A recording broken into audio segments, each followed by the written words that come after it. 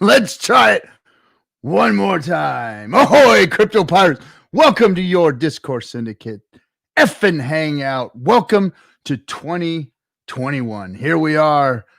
The New Year's Eve stream is over. We are here. We made it to 2021. Big payday's over. AA's done. Hex is on the rise. Killing it. Crushing it. And we're starting to see the influencers soften.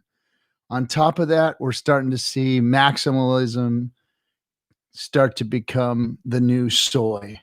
Isn't it just fucking wonderful? Isn't it grand? Isn't it? So let's make sure everything's working before I get to chatting. Hey guys, what's happening? Chat room. Look at that.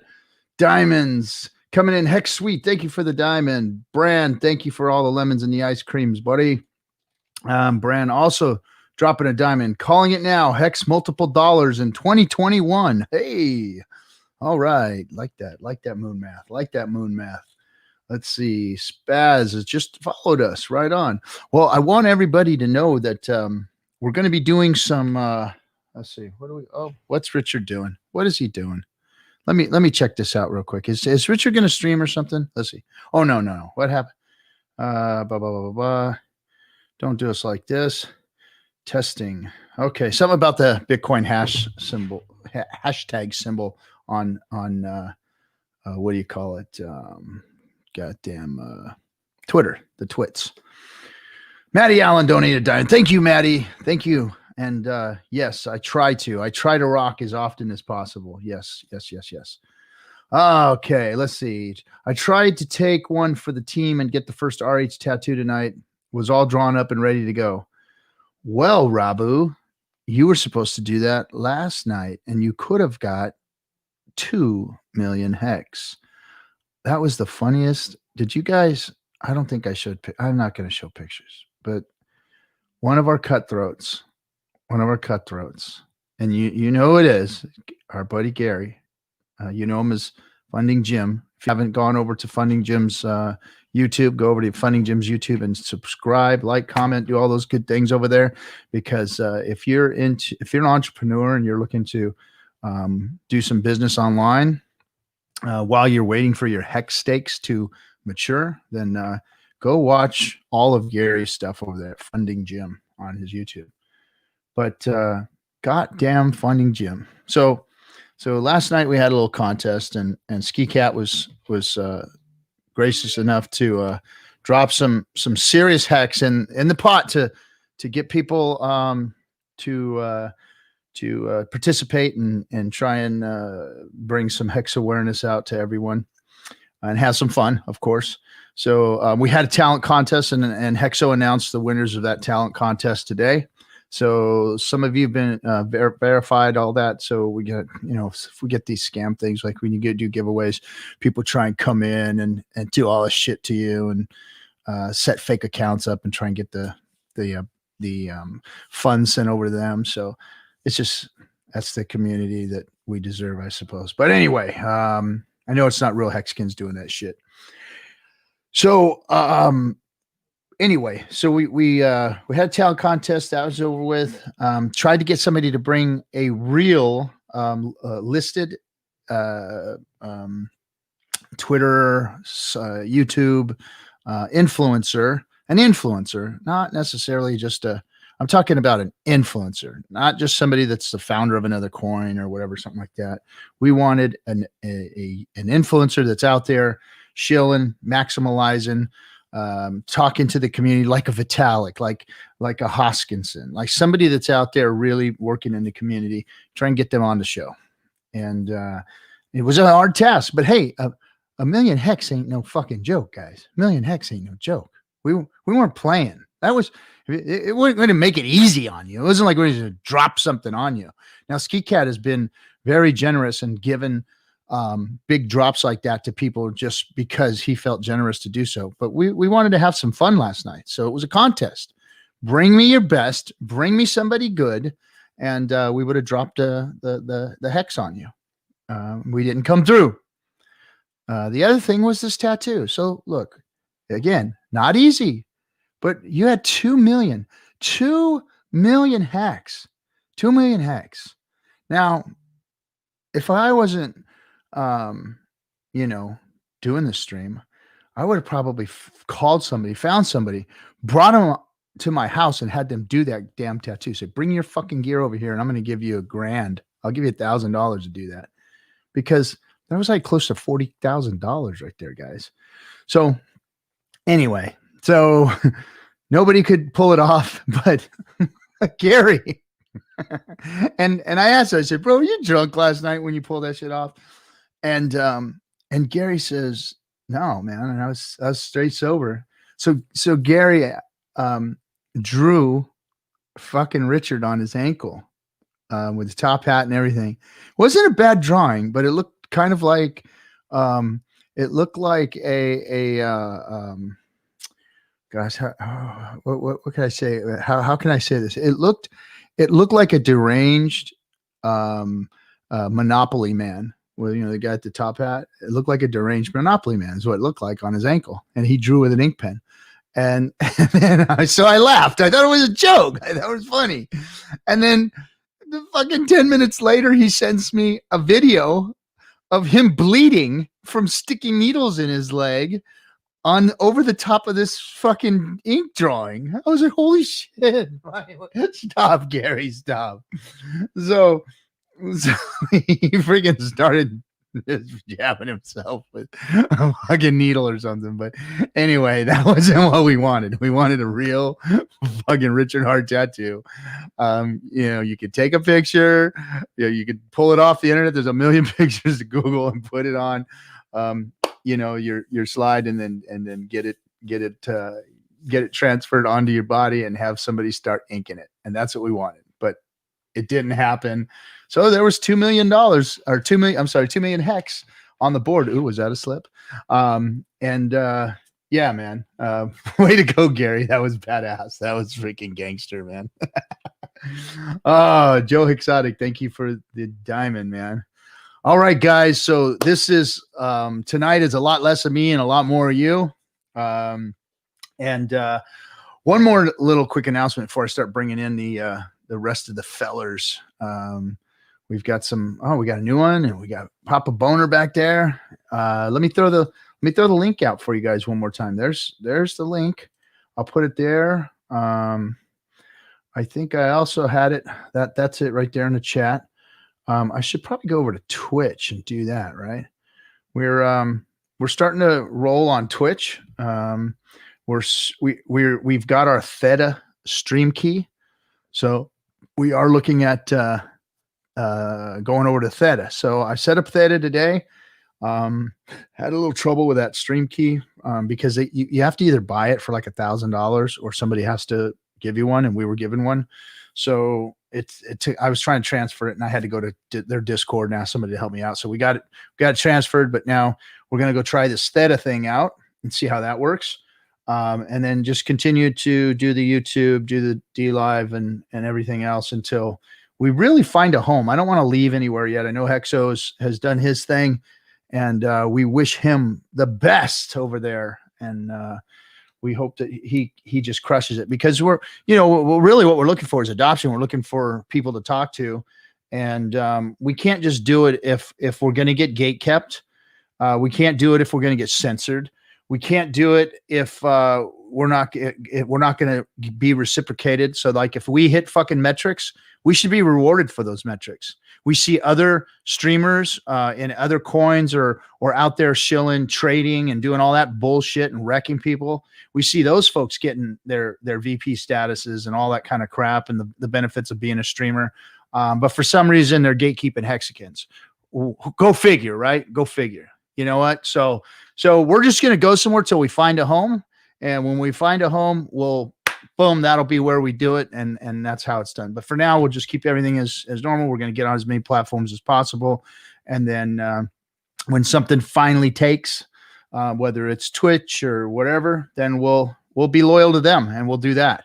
But for now, we're just like fucking floating in the sea without our sails going right now. So who's going to step up? Which one of you goddamn streaming fucking apparatuses are going to step up and show some fucking balls and do something for us and quit gatekeeping. You know, we're bringing a people, we're bringing good people that are donating to your goddamn platforms. So fucking do something and quit gatekeeping all of us Hexicans. We're really not the people to be doing that to. We're the ones that are going to help crypto. So, you know, get up off your asses and do something, guys. That's my message to all the platforms.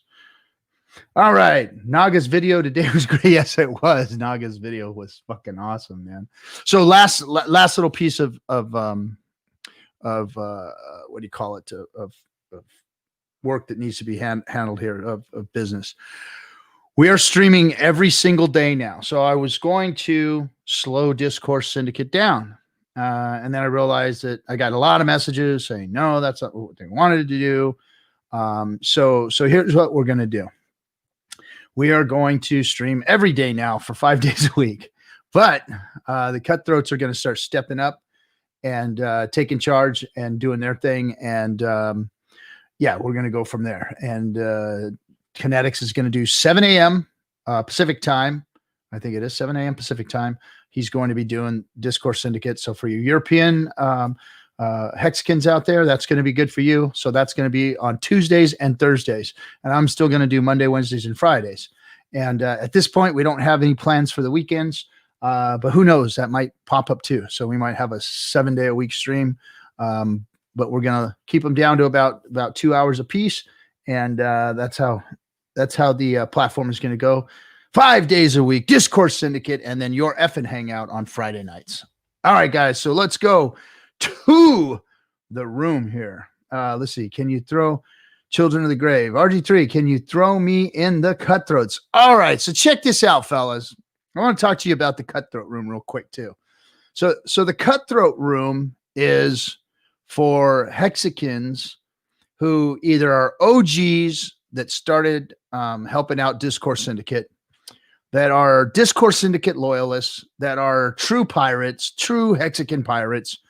Either you've had to have, and it's, I don't pick favorites or anything like that. What I choose is I choose people that are out there that are hammering the Twitter, hammering the YouTube, hammering, but they're loyal to Discourse Syndicate. They come on here, they help with the show, they bring something to the table here.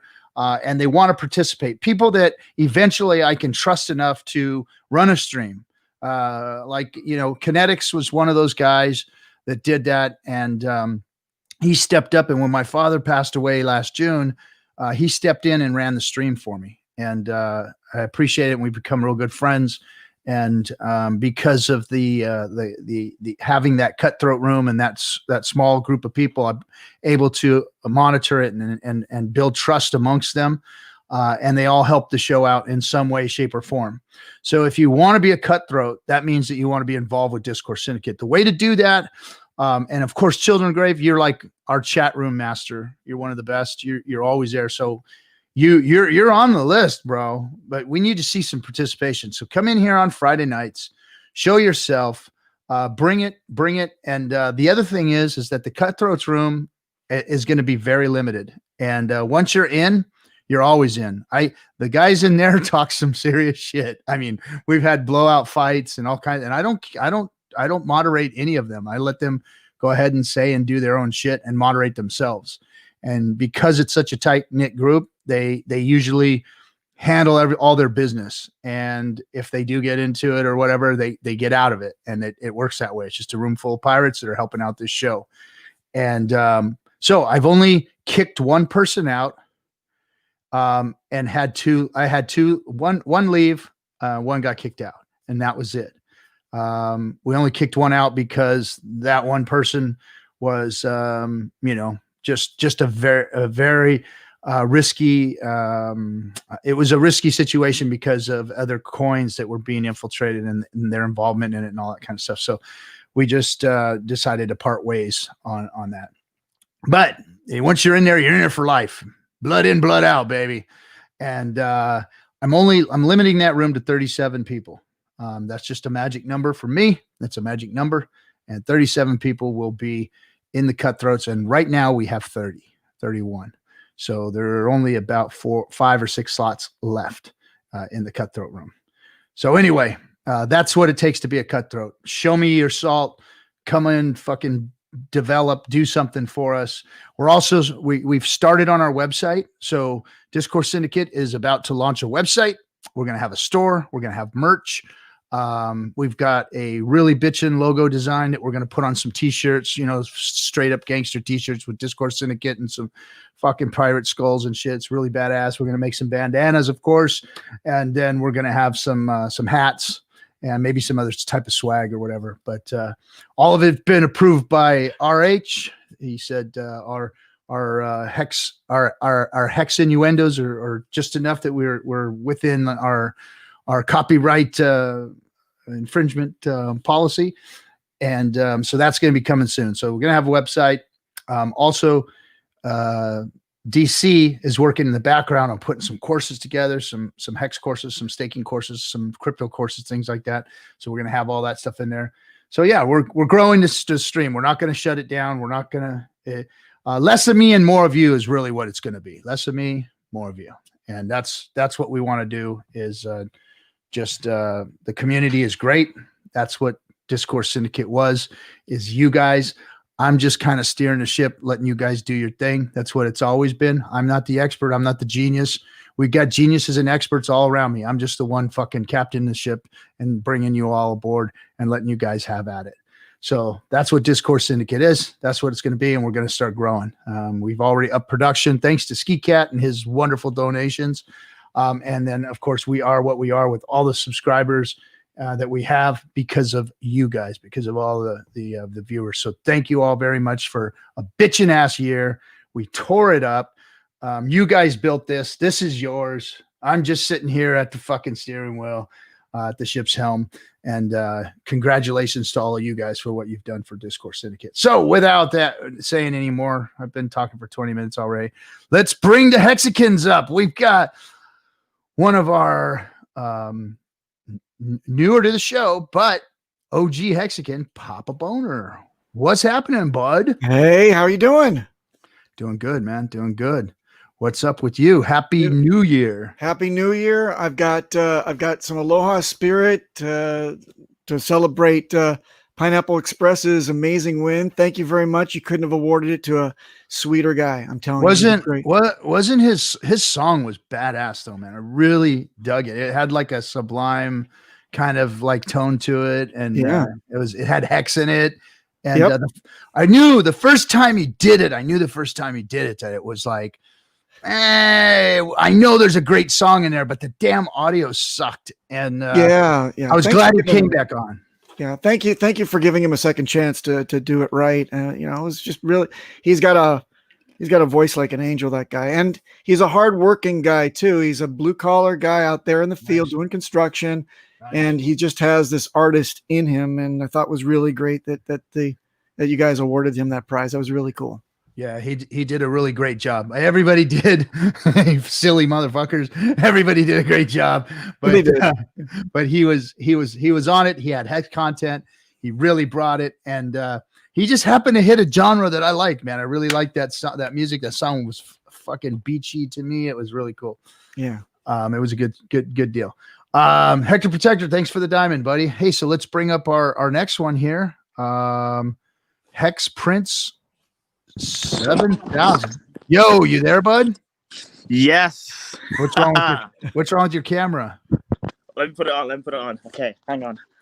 Yeah, put your camera on. We don't. There we go. What's happening, bud? Ooh. I'm good. I've just been really, really busy. I haven't been on since like before Big Payday, I think. Yeah. Before Big Payday. Richard Hart fanboy. Look at that. Did you get his tattoo? Did you try and get that tattoo or what? No, it was 4 a.m. So I mean, like. All right, hold on. Let's see here. We got. Oh boy. We got something going on with Hex. Jackson must have hit himself in the eye with his nunchuck. Hold on a second. What's up, Joe? How's it going? Hey. Great. How's it going, guys? Good, man. Good to see you. Thank you. Good to see you too. I gotta pull up Jexa here. Hold on. Jexa, what's up? Hey, what's up? Someone's talking smack about me on Twitch. Reckons I bust up my eye or something. What's all that about? I thought that was your nunchucks. You hit yourself in the eye with one of your nunchucks or something. I thought that was your nunchucks. You hit yourself. Yeah, someone on Twitch reckons I've hit myself in the face. I don't know what it's bloody on about. We're having a lot of feedback from your audio, bud. All right, Got the Dlive open too. Yeah, he's got his Dlive open, I think. Okay. Yeah, sorry guys. There you go. That was rookie hour, wasn't it? That's all right. Yeah, someone was in Twitch telling everyone I busted up my eye. I seen a thumbs down in the comments when I done my routine. Come on, guys.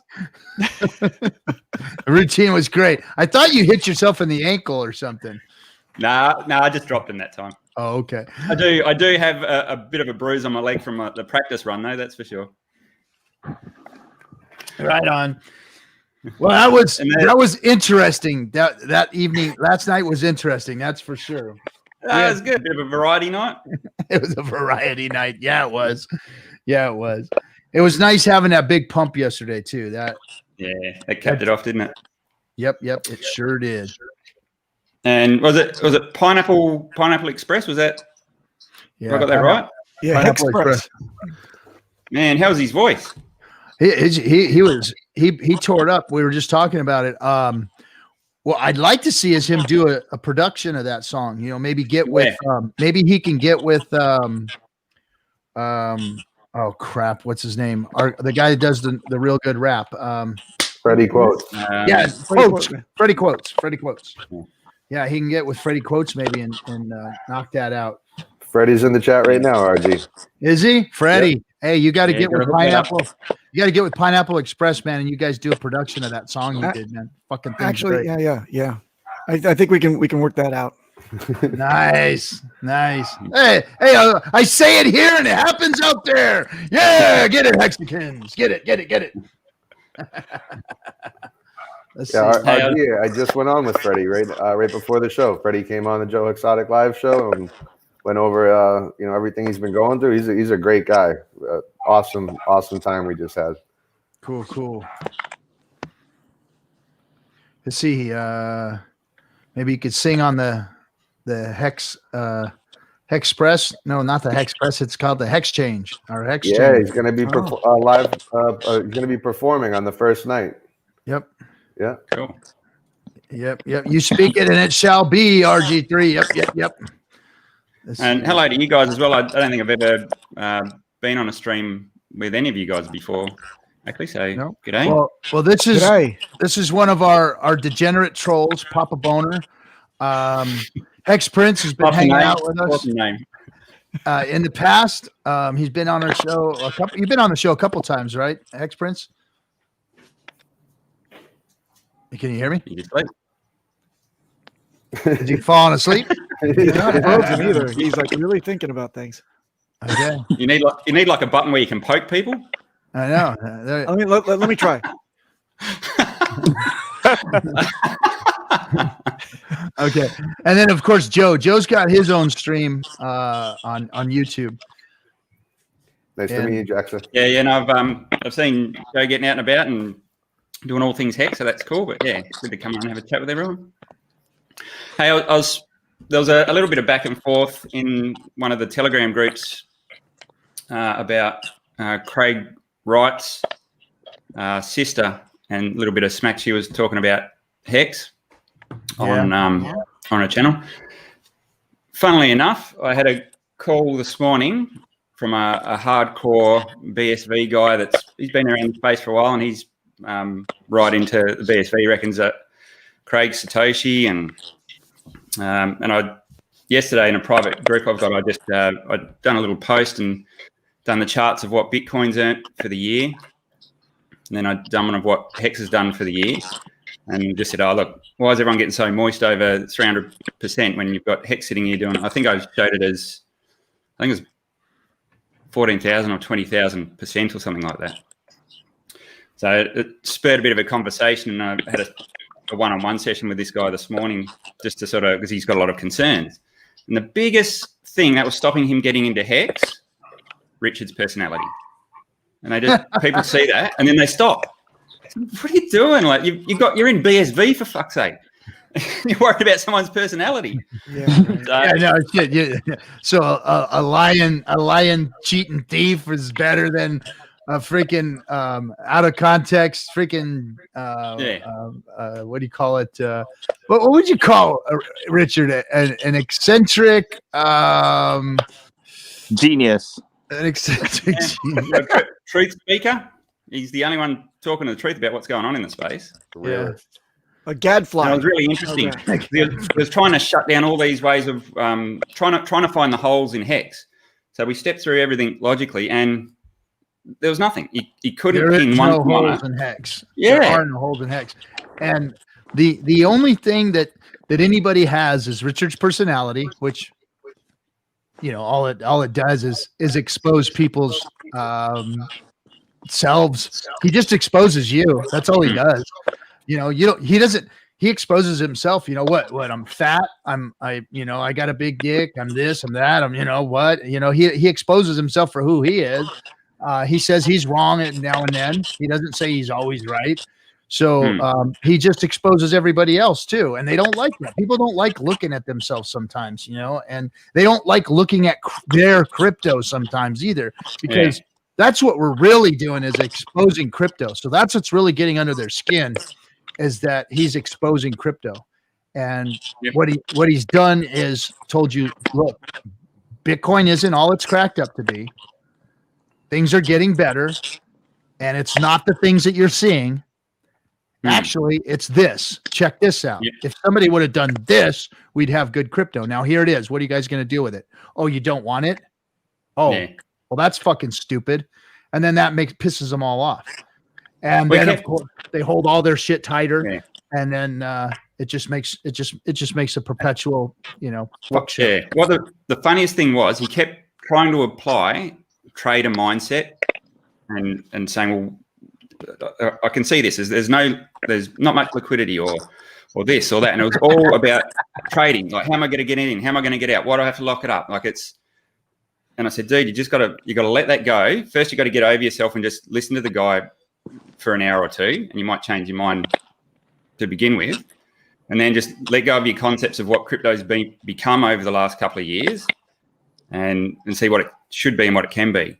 And we went through all the how do you get yield on Bitcoin, and when I got him to actually break it down himself and let him answer the questions, and then the light bulb goes, okay, I get it now. So I think we've got a lot of education to do, I think, on that side of things. Well, you're right. That's the problem in crypto, is that they've, when crypto started 10 years ago, which none of these fucking people who are the influencers today were part of. Let's just get that straight. First of all, they came in 15, 16, 17. That's when they all showed up on the scene, started doing their YouTube videos, started becoming the influencers. And what was happening at that time was crypto was flipping from being what it was supposed to be, which was a decentralized form of finance, the banks, removing the middleman, doing all those things that crypto was supposed to do, the Satoshi, vision. And then they flipped it over to trading because they wanted to pump the bags, and the exchanges came, and the exchanges wanted to grow the bags. And then the fucking miners got involved. So the miners, the exchanges, and the bag pumpers, price go up. Let's start learning how to be fucking Forex traders with crypto. And so when all that shit started happening, that's when crypto took a nosedive. And then all the bad players came in. So what we have is the remnants of that. That's they learned. That's how they learned crypto. They didn't know what crypto was really supposed to be. They didn't know that Hex is really what crypto was supposed to be. And so there's still the remnants of that old regime bullshit that killed crypto, really killed it, and now it's going to come back, and Hex is going to bring it back. And all of you are going to be the influencers, period. End of story. Guys like you, Jexa, guys like you, Joe, you guys are going to be the ones that are out there influencing people in the space, because this is the crypto. This is what crypto was supposed to be. And so that's why I've been saying this about all the Hexican community. You guys are the influencers in crypto, and you have to go out there and make your voice heard, because if we don't, then they get to have crypto back, and they're going to fuck it up. I mean, they can't stop Hex. It's just about how many eyes are we going to get to look this way versus over there still.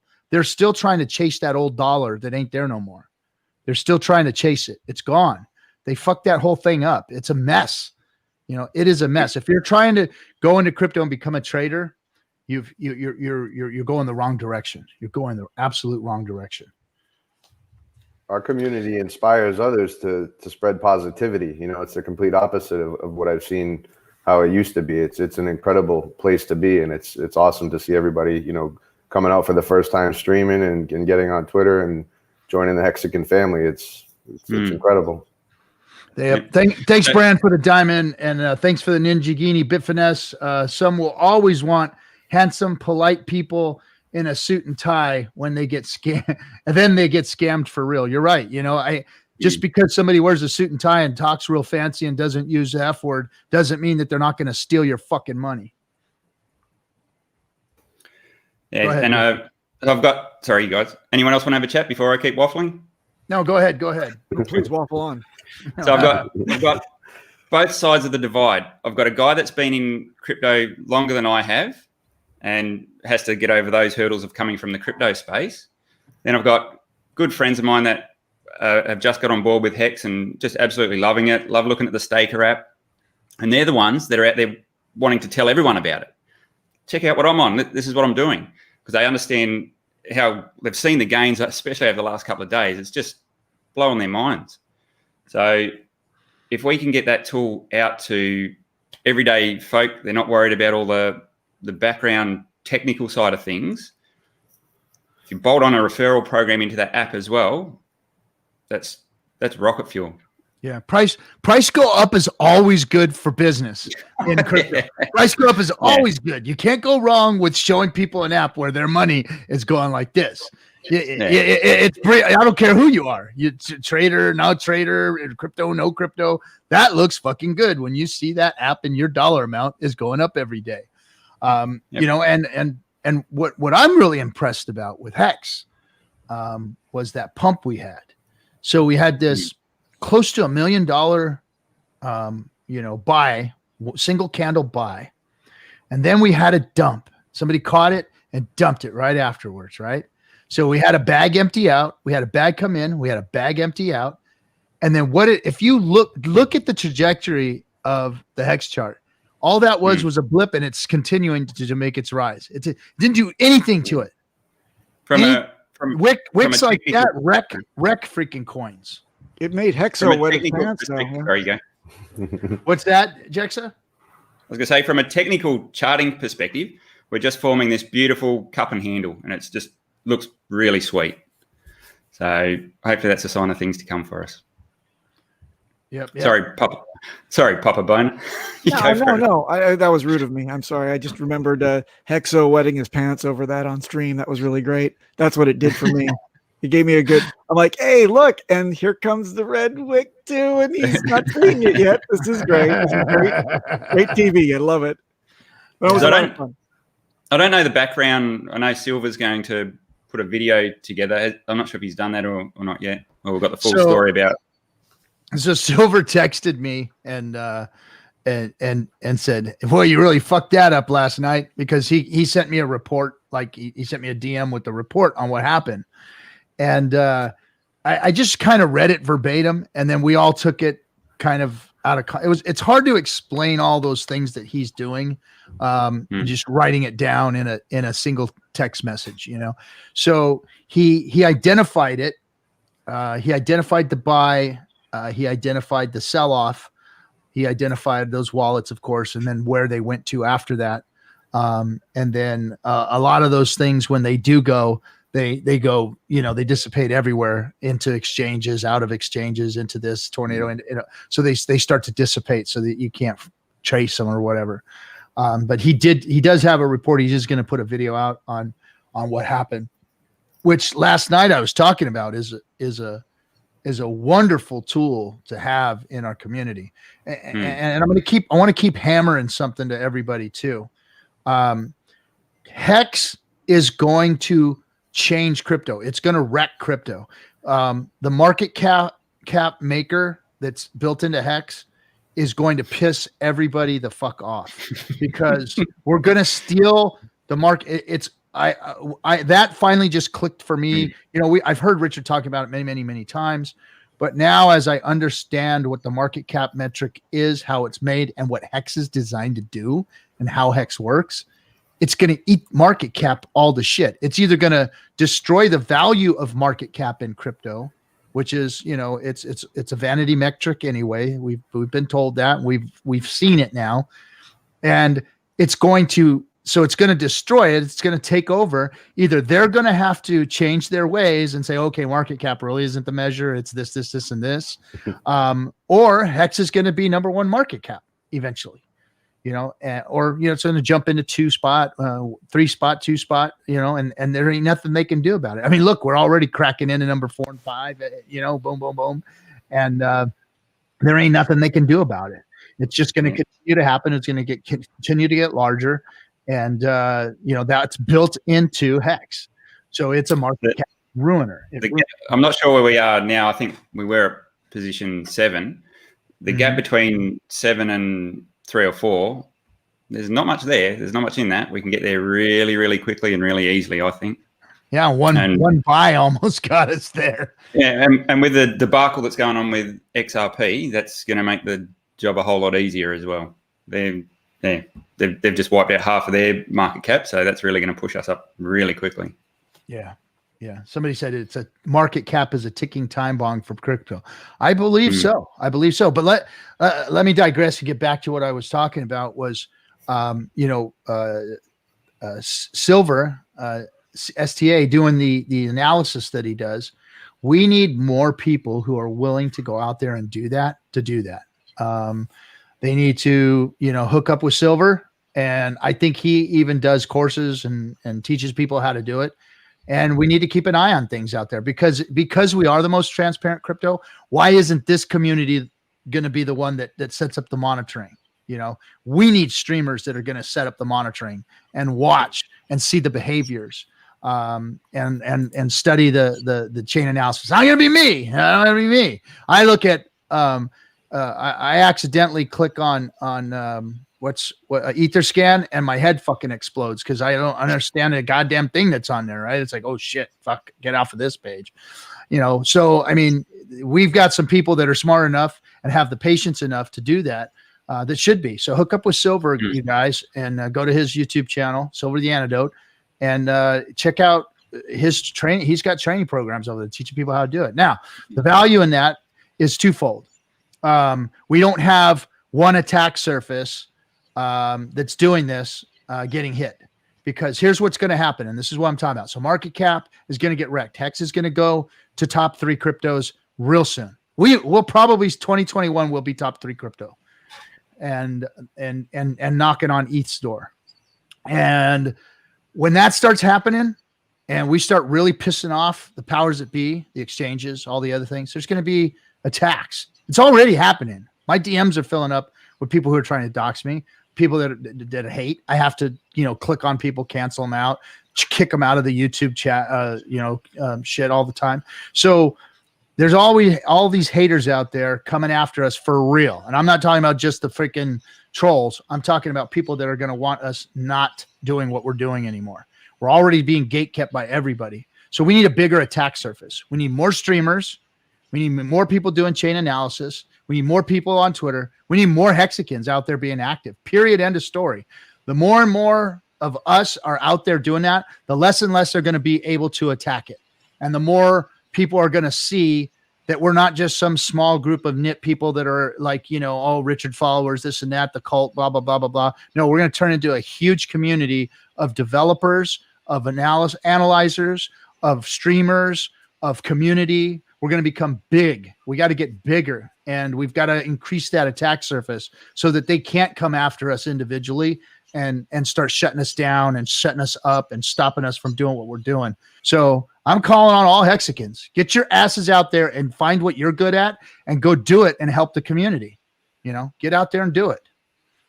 If you're in early, you're going to reap some serious benefits. Now, it's up to you. You don't have to be a part of it. You don't. You can sit on your gains and that's cool.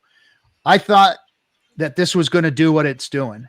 So I decided that, hey, I'm going to get involved. I'm going to help. I'm going to bring some of my leadership to this project, and I'm going to help develop a community because that's the things that I'm good at.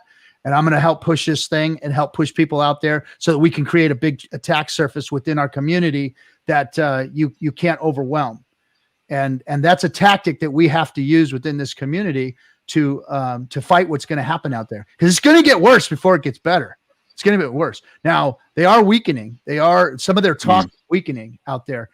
They're starting to call maximalism, this isn't the way to go. And they're starting to make fun of maxis, and like we did. So now we're starting to see the dam break a little bit. We're starting to see the armor get chinked. But the Hexican community has to come together and has to develop and has to grow bigger. Period. End of story. I mean, we're already seeing the tone of the conversation from the current round of YouTube influencers softening, and they're now starting to talk about Hex like it's not a dirty word.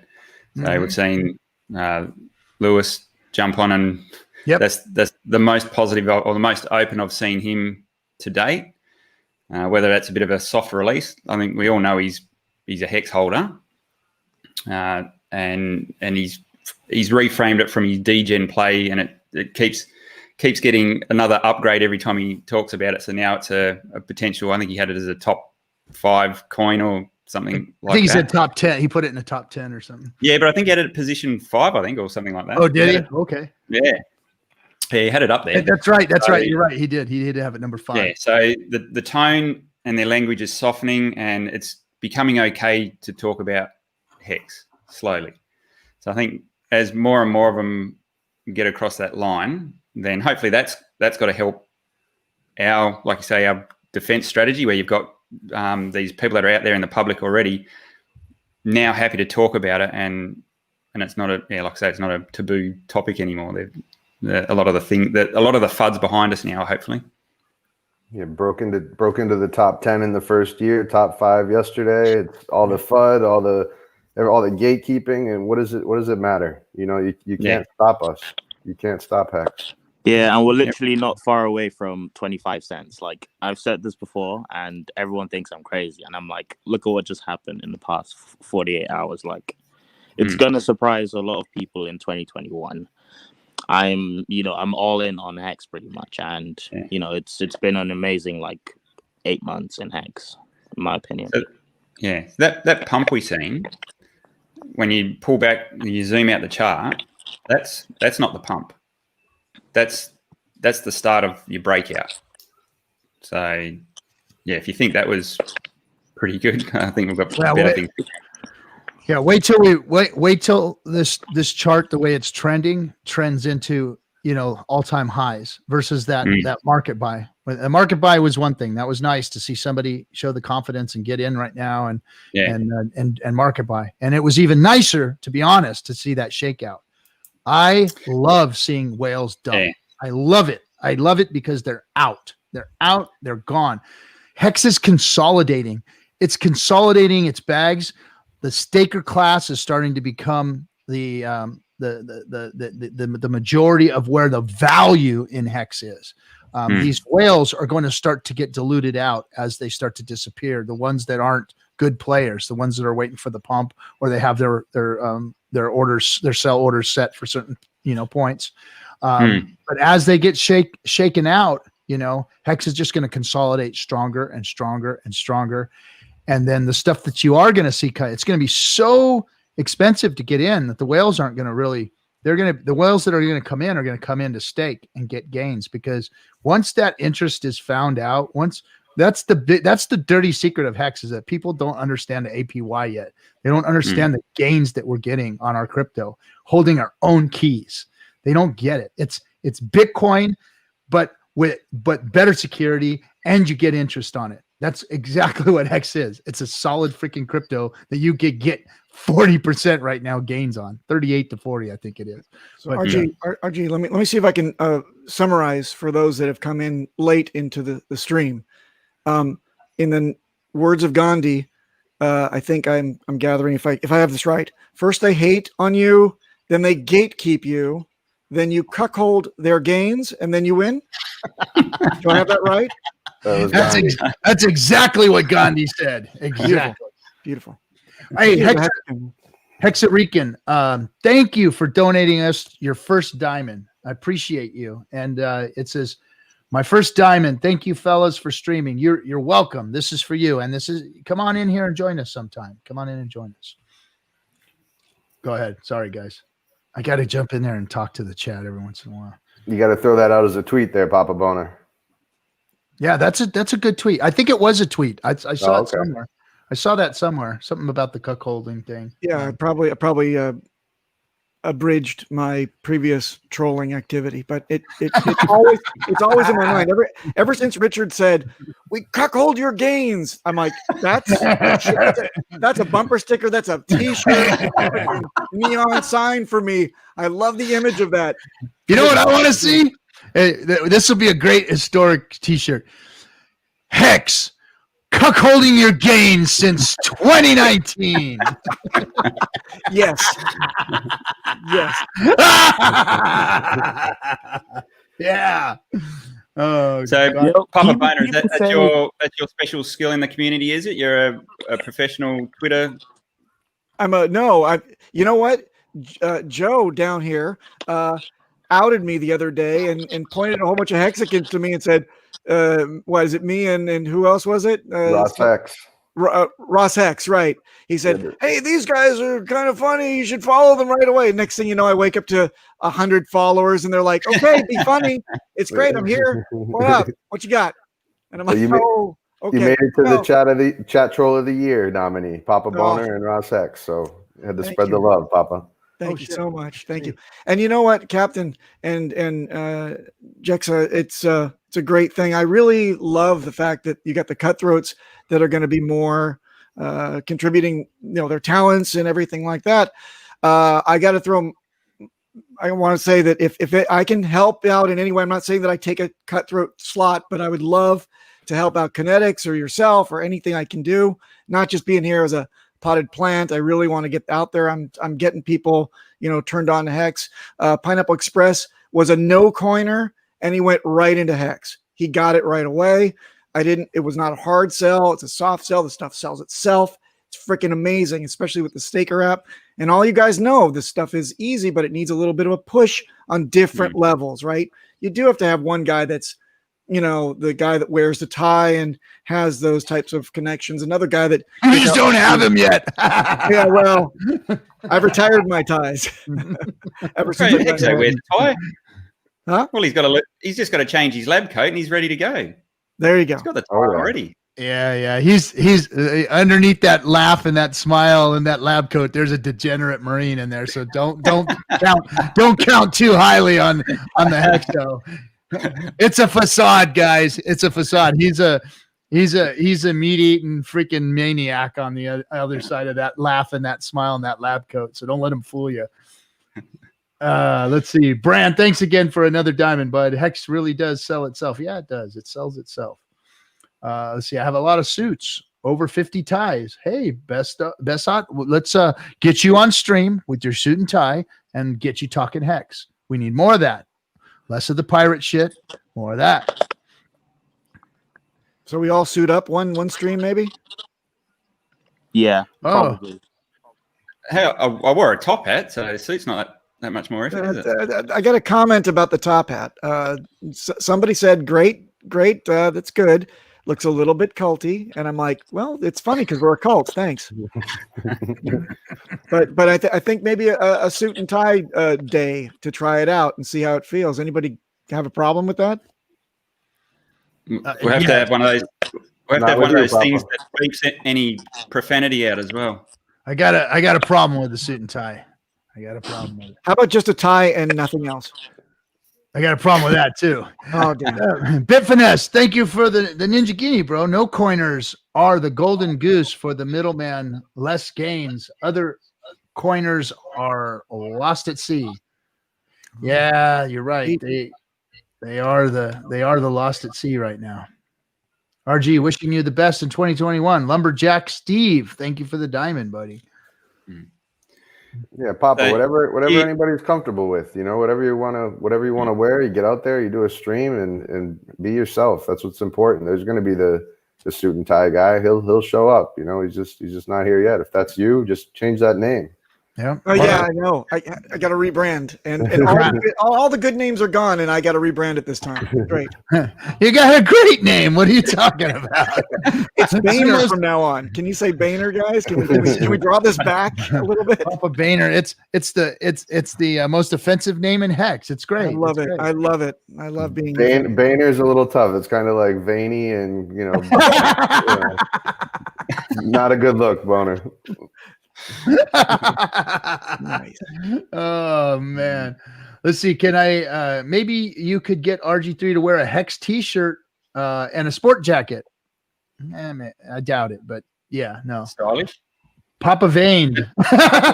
Papa Vane. Oh God. Hexarican. Oh, let's see. Oh shoot, there's a bunch of you guys. Oh, okay. I was just looking at. Oh my gosh, did you guys put all that stuff in the private chat? we won't. Oh yeah. We won't put that out. But okay. So where are we? So here we are, the new year. Crypto is in a bull market.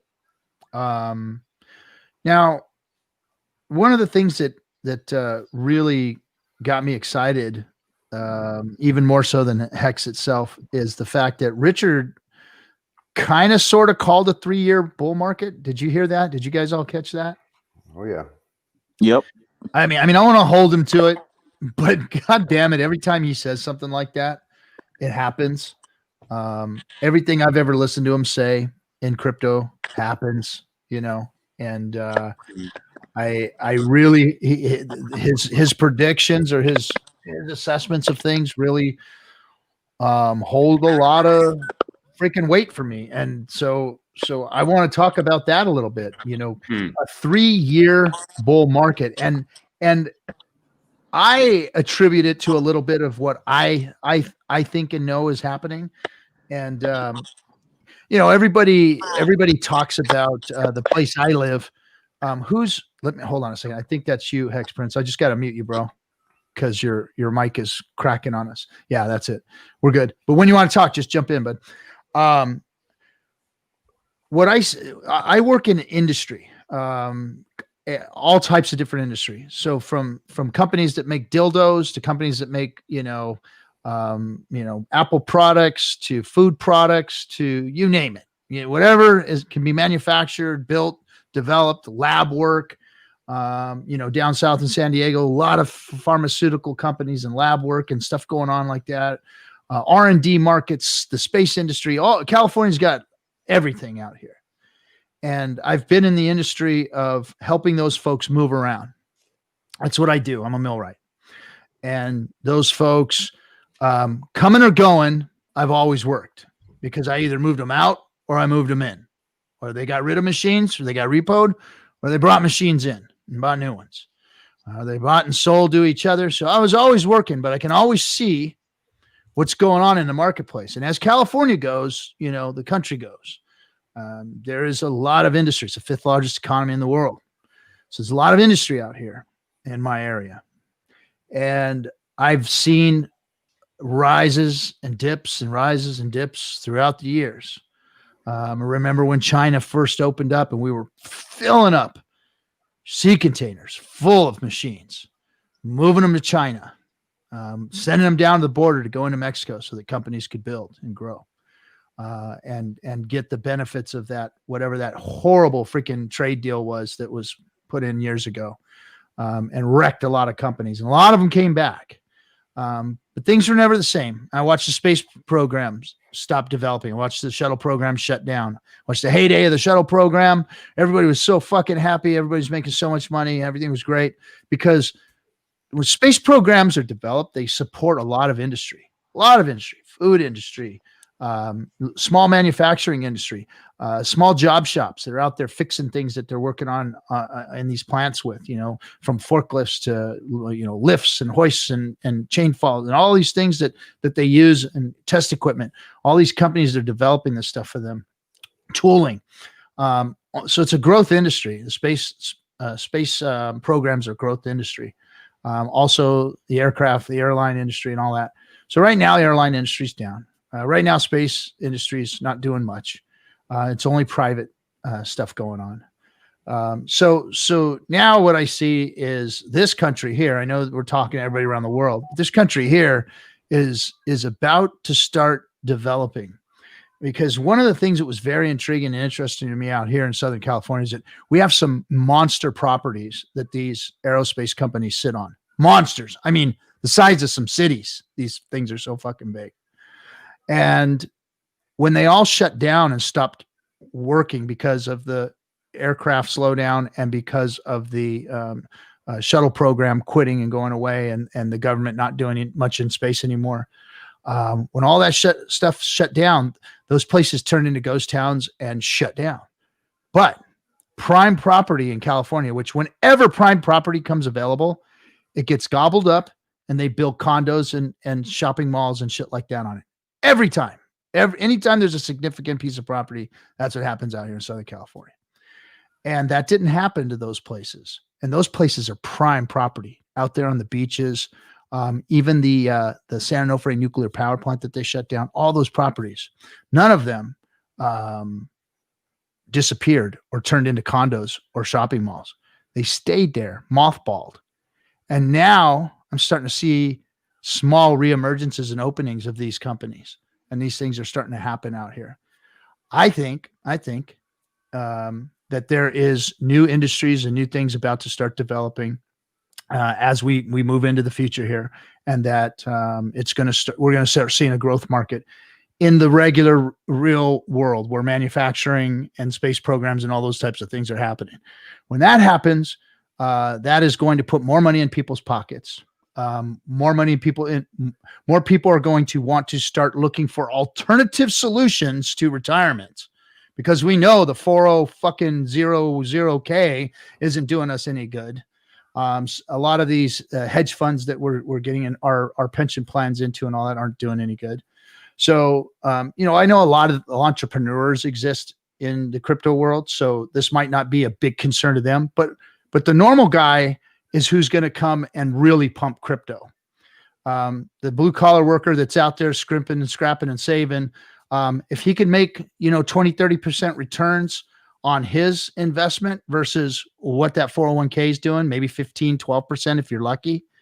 Of course you get your 50% match or whatever on their 6% of your whatever you put in, those type of things. But to have a tool like this is what's going to help drive crypto adoption. I think that Hex is the perfect tool to start bringing the normal people into crypto, and we're about to see a few years of growth. And I think maybe that's ties into what Richard's talking about, there being a bull market in crypto and more money coming into it. Because again, on top of what I'm talking about, the blue collar guy, there is a lot of sideline money right now. So the billionaires and the millionaires that got a lot of money, it's just sitting there going stagnant. They can't really do anything with it. There's nothing to invest in right now. There's not a whole lot of growth happening yet. But once that happens, they're going to want to park it somewhere else. And I think that Hex is the place for that to happen. So I think that we're all in for something that you guys really don't understand yet, because Richard's right. You don't know how high this price can pump. This thing could pump so freaking hard with the type of money that's out there that's looking for something like this. They just haven't spotted it. We're a little speck out in the ocean floating around that the real money hasn't found yet. It just hasn't found us yet. And we can scream and yell and talk at the top of our lungs all we want about what we got here, but crypto in itself is just a little spot to all the big investors. It's just starting to get noticed. It's still a little beacon coming out. Oh, there we go. Losing the camera already. I guess I must have my focus done. But anyway, that's my assessment of the 3-year plan and what's going on. What's your guys' opinion on that? Let me see. I unfuck my camera. Hold on. Go ahead. I can hear you guys. Go ahead. Yep. Yeah, that's it. I like the way you phrased all that. I was wondering where you're going with it, but that's pretty cool. You've tied it back to you went from our lost sailors overboard and brought it back to where the real market is, and there's no one in this space currently. It's your mums and dads and the general public. And I think when you actually understand the dynamic nature of Hex's interest rate and how that can be modified, it allows Hex to compete against a lot of different products and solutions out there. So if you want a high yielding asset, there's the ability to make it that, and you can wind that in as it gets more adoption and get it more conservative till it's just a good, solid, regular form of income. You can just keep that. We say it so many times, that golden goose thing where you can set up a bit of a nest egg, and you can live off that nest egg as well. And so I think Richard's thought this way out into the future a lot further than what we can probably imagine. But I think it's got everything right to be able to fit a lot of market segments in the general public. We're already seeing some of that come through with things like your Acorn. I'm assuming you guys are familiar with Acorn, which is just takes a smaller bit of your money and puts it into different investments. And there's already the crypto equivalent of that coming through now, where you can take a little bit of your clip off of your credit card spending and push that into crypto. Hex is not that far off of being able to do stuff like that as well. So once you get that sort of tool out into people's hands, that's pretty good. That's cutting out all the middlemen, straight returns into their hand. That's beautiful, beautiful product. Jexa, is that Acorn that you're talking about, like the Australian superannuation, or is that something that the United States has? Because I've been out of touch. I'm not in the States. Yeah, so Acorns is an application, and I've got to admit I've never used it, but basically when you're spending your credit card, you've always got that little bit of residual change. You might pay $1.95 for something, and that extra 5 cents, you don't notice it missing. So they scrape that and they put it into whatever investments you choose. And typically, I'm pretty sure Acorn's always been traditional type stocks and things like that. Or now a good friend that I actually work with on a daily basis, he's doing an Australian version, has been for some time, and that one does the same thing but in the crypto space. So you go spend your card, scrapes a bit of that, and you can put it into some Bitcoin or whatever. So if you can start connecting apps like that into things like Hex, where you can set it up as a term deposit, high yielding term deposit, that's pretty attractive. So yeah, that's where I sort of see some of this going. And it was, I think we underestimate the crypto space at the moment. It's a very small market. I wonder if you can you automate the staking function on that as well? Because that would be really cool. And I've got to be honest, I did send a message to the guy who's now the CEO of the Australian version, and I'm not sure whether he just didn't catch my message the first time, and I've just sort of let it lie. But I'll reach out to him again, and I'll have that chat again and just see, look, is there something we can do here? And I know they've got to be very careful because they're playing in a highly regulated space because they've got that interconnect to the fiat world. So they're going to be very careful in how they inch into this sort of space. But that's what's bubbling away out there at the moment. Yep. Hey, Bran, thanks, bro, for the host, man, with 0 viewers. You're awesome. Thanks, bro. Appreciate that. And Navi Hex, thanks for the Ninja Guinea. Hex life is the best life. Ladder stakes keep me sane and wealthy. Yes, I think we can say that if you are staker class, you are definitely getting wealthy. You are definitely getting wealthy. Let's see. Navi Hex, thanks again for the diamond. Hex price prediction end of year 2021 369. that would be nice. That would be nice. Let's see. Love everyone in Hex, but still all people are okay. Should never have to deal with a click. What are we talking about? Clicks here. Hold on a second. Longer pays better. More diamonds, more lemons, brand cookie boys. Thanks, guys. Before you stake your hex, look at the T-share number on the right. Yes. Make sure you're getting the best T-share amount that you can, because the T-shares are what is going to be important in the future to your future. Because again, the real value of hex isn't about the price of hex going up and you selling it at a high price. The real value of hex is how much of that shit can you accumulate right now on what you make, on what the funds that you've got, how much that shit can you accumulate and develop shares so that you can start making interest and start to cash that interest out to make your lifestyle the way you want it. End of story. That's what you want. You want to be able to live off of your interest. Building a big enough stack that you can continue to ladder out and then live off of that, or make your lifestyle off of that. Because if you could do that, you've cracked the code to what hex is all about. It's not about big gains and cashing out. That's baby shit right now. That's these guys that are selling these. Okay. So they may have made $1 million or $2 million. That isn't fucking shit compared to what you could be doing if you were planning a 5, 10, 15-year strategy with that type of wealth. I feel so sorry for those guys. You know what? They got to do what they're got to do, and they have every right to do what they're doing. And cashing out at $1 million, $2 million, whatever, that's fine. That's cool. Have at it. But you're really missing the boat. You're really missing the key of what this is about. This is about creating damn near generational wealth that you can roll over and over and over again. Yeah, RG, how many millionaires have you seen on Twitter recently, in the past 48 hours? New made millionaires.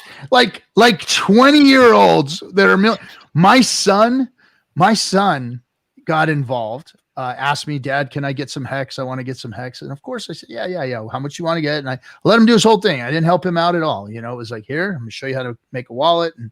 And kids in a place where no 19-year-old should be, or is, all of his friends were doing that, the Robin Hood crap, they're doing the Robin Hood crap.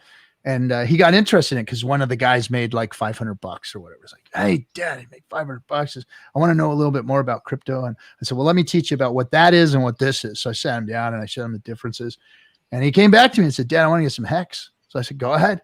And son of a bitch, he came home with the biggest ass fucking smile yesterday. He was like, oh shit, I was on my way. He works at a pizza joint. He's on his way to the pizza joint. And he goes, I thought it was an error on he goes, I kept hitting the thing and doubled my whole stack doubled in like 5 minutes. I got to work. I looked at the staker app and so he was all excited. And I'm like, this is cool shit right here, man. These young people, but yeah, we're seeing millionaires being made by some very, very young Hexicans out there, and all the rest of us too. But hey, guys, be good custodians of your hex. Value your hex. Value your shares. Turn it into wealth.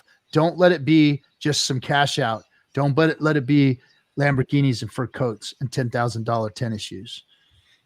Yeah, and the chance isn't over. I got in August and I see some of the accounts and I get a little bit jealous. And then I have to remind myself that it just did a 352x this year, from low to high. And that same thing can be done in this next year, if not much greater than that. So, it's what I'm trying to onboard new people with that fact. Imagine if you put $1,000 in this year and it does just what it did last year, in its launch phase. You could be on your way to a millionaire with $1,000.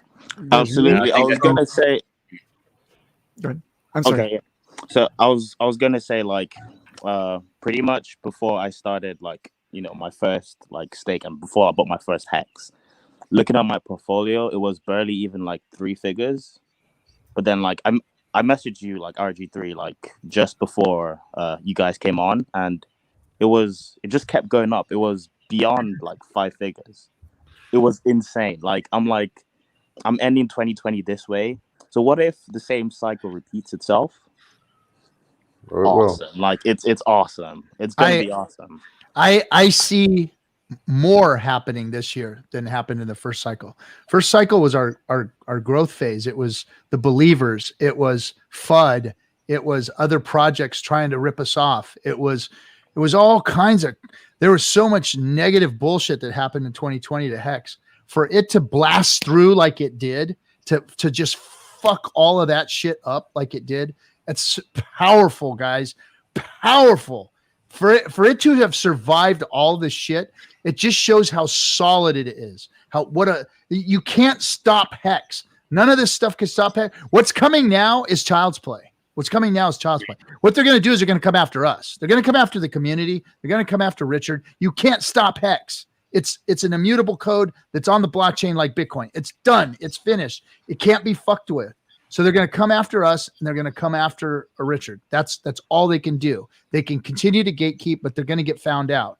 And I think we're going to have a year of some type of FUD, but it's not going to be like it was before.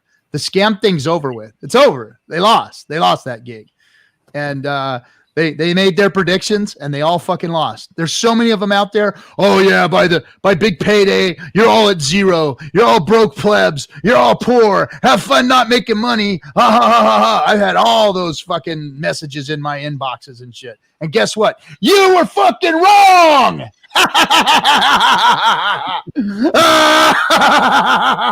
You were wrong. We fucking fucked you. We cuckolded your crypto and we took over and we're coming for the rest of you now, you sons of bitches. Fucking stand by and wait for what is going to happen to you.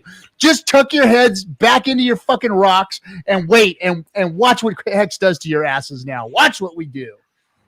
But we also would like to welcome you to the team if you could come to your senses. Thank you very much. I need one of those intermission things. Dun, dun, dun, dun, dun, dun, dun, dun. This is not a reflection of what the Discourse Syndicate is really wanting to say to you folks. I think if we talk about sailors overboard, if you drag a couple of those people back on the ship, they'll be the biggest supporters within the community as well, and they're switched on guys. So what new guys coming in, it's great. They're a new energy, but they haven't got the history. So when you bring people across that know what's happened, understand the importance of it, they're the guys that are going to really get out there and spread the message from a deeper level. They've seen all the shit, they've seen what went wrong, and they're pretty switched on guys. And if you can get them back on the ship and course correct them, they're going to be a real asset in the community. All the guys that are out doing these streams now, they're not noobs. They've been around a while. They're here for a reason. They're putting their face out for a reason, and that's because they've seen what this can do and the changes it's going to make. Yeah, there's some education that needs to be done, and it's some culture change too, because when I talked about earlier what crypto has done to these influencers or to these not necessarily, well, they are influencers, period, end of story. They're out on stream and they're talking about things like market cap, and they're putting significance on that, or they're talking about liquidity and they're putting significance on that. I understand what they are going through, because when I first heard those things myself, even though I believed in Hex, I still had some of that mentality, because I'm not a fucking brilliant guy when it comes to crypto. I know enough to get myself in a lot of trouble, and I have. But what I did know is I knew these things. I knew what market cap was, but I knew it was important. Well, I learned about what market cap was, how it worked, what it meant. And I was like, oh, fuck, that's fucking stupid. It doesn't mean a goddamn thing, really, as far as, okay, so fuck, you build something like this, you can eat market cap up automatically. Oh, wow, that's brilliant, But see, I had to learn what that was all about and why that metric was even there. See, crypto has been pulling the wool over people's eyes and teaching them something different, teaching them the wrong things about finance and crypto. And then the other metric was liquidity. I always thought, lots of liquidity. That's what you need to secure the network. Make everybody feel fuzzy and warm and happy that there's lots of liquidity out there, that everything can't tell. But then I was re-educated. Fucking liquidity don't mean shit. You're a dumbass if you think liquidity. Richard called people retard. You're a fucking retard. Fuck. I'm like, oh, fuck, I'm a retard. I think liquidity is good. So what, Richard, what are you telling me? He starts talking about it. I start watching some YouTube videos. I start reading some fucking books. I'm saying, oh shit, liquidity doesn't mean fuck all in the rest of the world. It's about good whales. It's about price go up. It's about being good custodians of your stocks and your crypto investment and being good custodians of those things versus these idiot fucking traders and these idiot fucking people with money in crypto that want to blast in and blast out and steal people's money. It's fucking wrong. It's not how investment works. It's day trading has ruined the fucking stock market too. All of these fucking day traders and all this bullshit.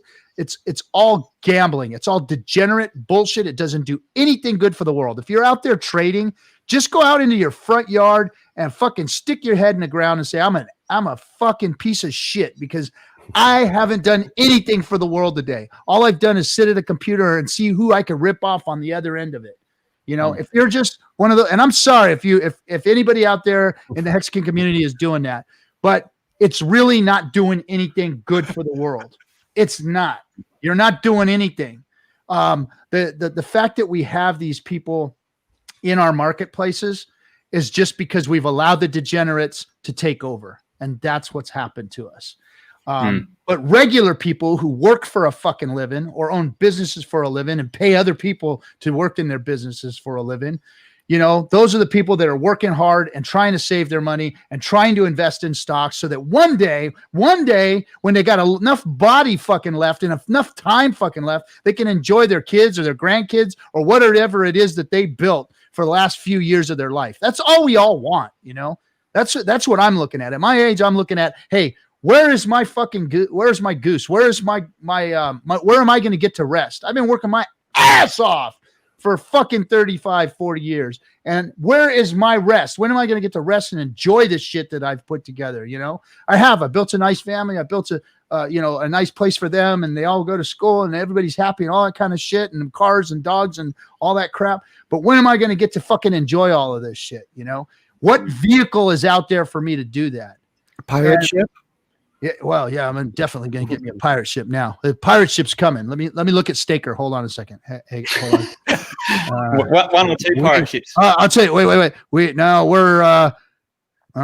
See, pirate ship is a 10% thing. I only want a pirate ship to be. That's my Lambo, right? So my Lambo is going to be a pirate ship, and I got about 10% of a pirate ship. We're still a few years away from a pirate ship, but we're getting there. But you know, this Hex gives normal people hope that they can actually build something where you can have a retirement, where you can have something in the future.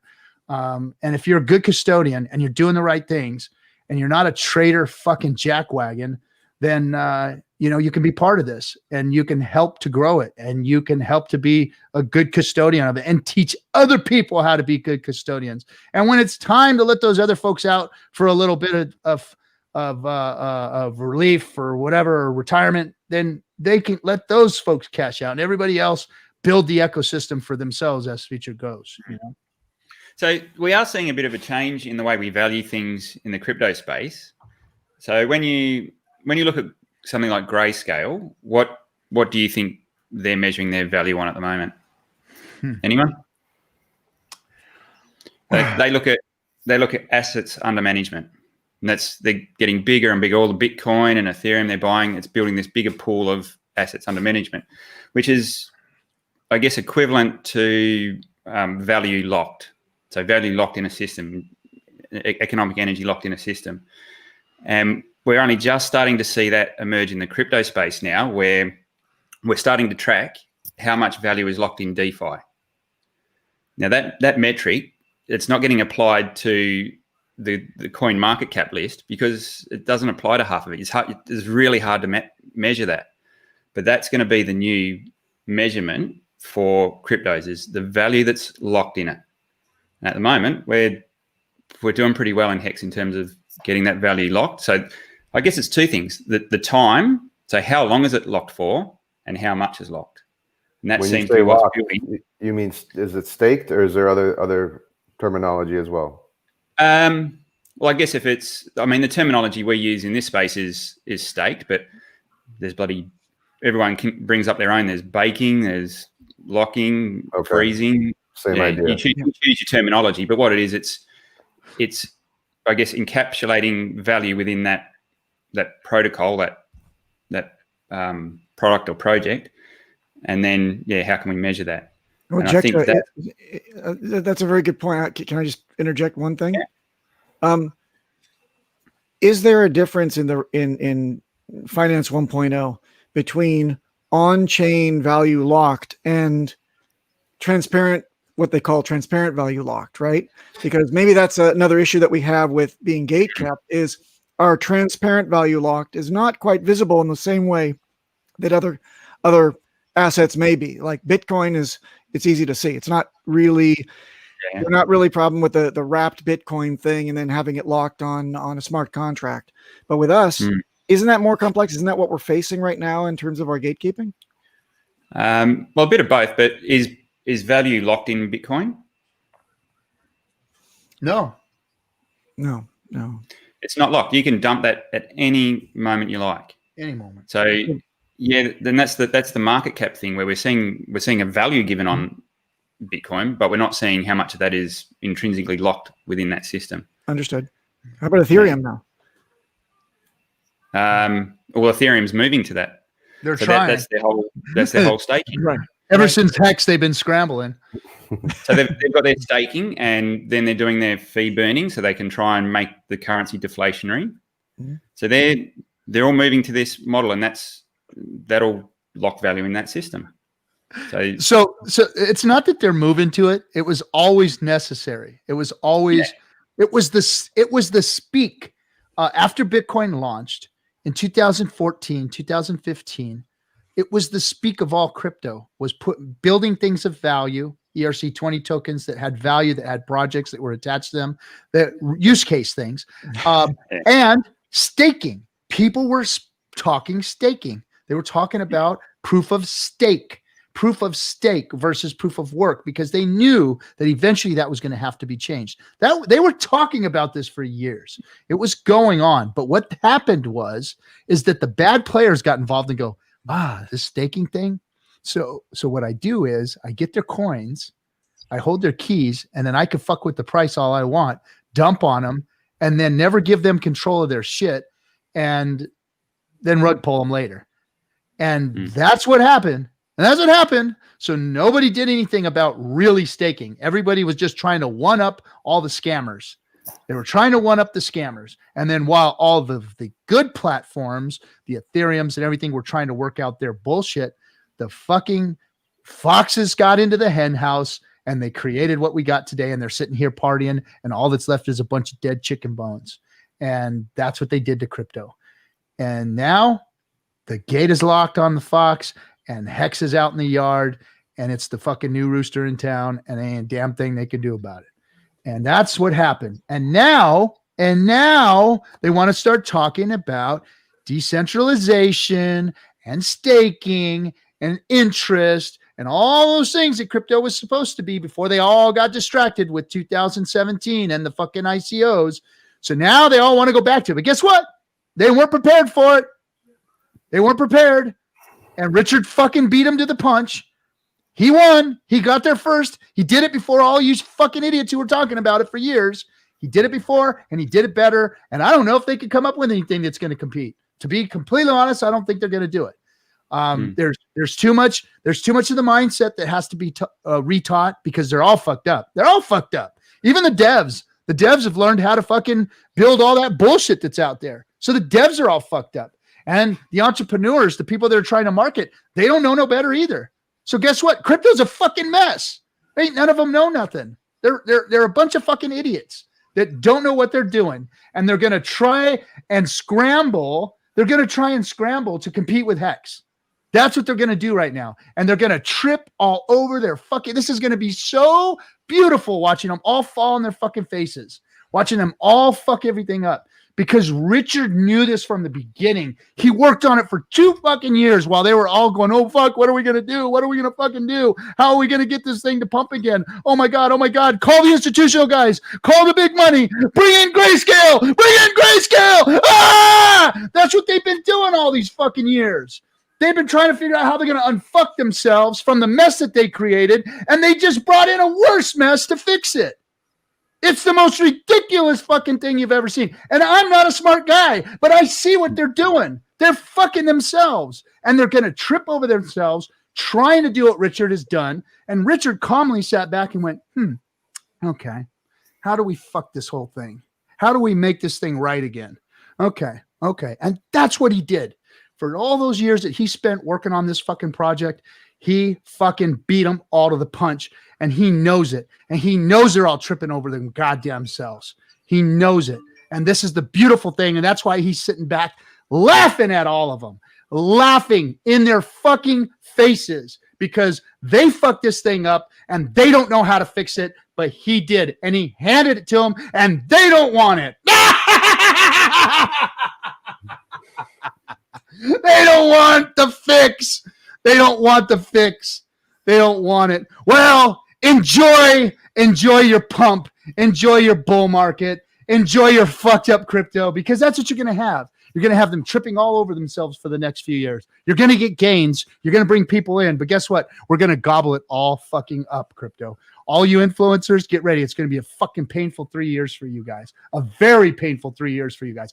Be careful of what you guys are promoting, because it's going to fucking kill you guys. Well, wait a minute. It hasn't done so yet, because your followers keep following you, even though all of you have been fucking promoting scams and bullshit. And then, you brush it under the rug. And then the next day you go on to the next scam so you can scam them some fucking more, right? You fucking assholes. Go fucking put yourself out on your lawn like the piece of shits that you are. Fucking tired of them. God. Hashtag Hex, the new rooster in town. The new rooster in town. They know who they are, you know. They all know who they are. They all know who they are, and all those cryptos know who they are too. Scramble, guys, scramble! But fucking Hex is done. It's fucking done. I fucking love this shit, man. I love it. Thank you, Richard. Thank you. Thank you for doing what you've done. Thank you for fucking them up. I appreciate it so much. I've watched them screw so many people. I've been screwed myself, and now I get to sit back like you and laugh at them all. And laugh. Yeah, the I world don't think I can top that. the world's changing. We got younger guys growing up, younger women that grew up with watching people get paid to shill, and then getting wrecked. And now you have a community of people that are not being paid, coming out and giving their time. And people have side hustles and try to make money where they can, but there's a overwhelming amount of people that are absolutely in this because they love it and they want to help others. And that's what's different about Hex. It's not just the money. It's like what Matty Allen says. It's paying my future self has created a positive behavior change in me. And now I want to share that. What other community talks about anything like what we talk about and tries to help and tries to actually help the world, and little by little it's happening. I mean, I'm here because of RG. I hope that one day somebody's here because of me, and it just works just like that. Yep, no, we're pretty lucky. This has been, the past year has been the best year I've ever had in crypto. Great to go along. Like, the gains are awesome, but being part of a refreshing community has been great, especially in a year where everyone's been locked down. So the social side of things has been a little bit different for us. We're probably a little bit lucky where we are in the world. It's not quite so bad as elsewhere. But yeah, I've had an absolute ball with all the people I've met, and people that live in my own city that I would never have met. But yeah, Hex has sort of connected everyone together. So that's great. Were you in Texas with that accent, Jackson? Yeah. A little further south. Yeah, I'm about as isolated as you can get, which has been a real boon for us over the last 12 months. We're in the most isolated country, and I'm in the most isolated part of that country. So yeah, it's been a win for us. Nice. Hey, don't mean to be rude. I'm going to have to fly. It's the festive season over here for us. I've got barbecues and all sorts of things to go to, but it's been really good hanging out with you guys, and yeah, hopefully we can do it a bit more in the future. Thanks for jumping in, Jaxa. Always appreciate you. Jill, are you part of that show, or are you going to shill it, or what? Yeah. So I've been getting on more regularly with Unwrecked Pirate on the Hex Late Show. and we stream that out on 4 p.m. Eastern time in Australia. I'm not sure how that converts over to you guys over there, but yeah, on Tuesdays. So I'm trying to make it a more regular feature getting on there, but our Aussie base has grown really well, and we've got some really smart people that are coming on that channel for a chat. Yep. And that's Like your work, yeah. Day 43 OG and Unwrecked are both Cutthroats in the Cutthroat room and support the show. So go out there and check them out if you're out there in that time zone. Great place to go catch some crypto pirates. All right, Jackson, thanks for coming on, bro. All right, thanks, guys. Have a good day. We'll see. That's 10 p.m. in California, so it's 1 a.m. here on the East Coast and 10 p.m. in California. Jackson. Cool. Yep. Sounds good. Right, thanks, guys. All right, we'll see you, bud. Have fun at the Bobby. All right. Well, this is an exciting night. I'm fired up, man. I just feel like Hex has come to its own. It's like it's now walking. You know what I mean? It's like it was a little baby and now it's walking. It's like, look at fucking little Hex go, man. Look at Hex go. Look at it go. And there ain't a damn thing they could do to stop it. It's been birthed, it's been weaned, it's all good. It's now it's moving around on its own, and it's still just a little infant. It's still so small. It's so early. It's still something that people can actually get in and create some serious crypto wealth. Some serious crypto wealth at this point. We're over a penny now, aren't we? Are we over? Yeah, we have a little. We over a penny. We've had a little dip here, but I'm gonna see where we're at. Oh, there we go. I don't think. Oh yeah, we've had a nice little dip here. Right at. Just went down 8% in the last little half hour. Oh, nice. Yeah. Okay. Yep. Just a little 8%. Nice little dip. Here it comes, guys. Here's your dip. Buy your dip. And I don't think it's going to go under. It might go under a penny, but that is awesome. That is awesome. It's like the new kid on the block. You know, when I was younger, I went to a new school, and you know, everybody makes fun of you until you stand up for yourself and handle yourself. And then after making it through that first fight, you know, there's still a few people that never really accept you, but they take notice that you're around now, and you know that's what's happening with Hex. It's coming into its own. It's here to stay. It's made it through the most difficult time.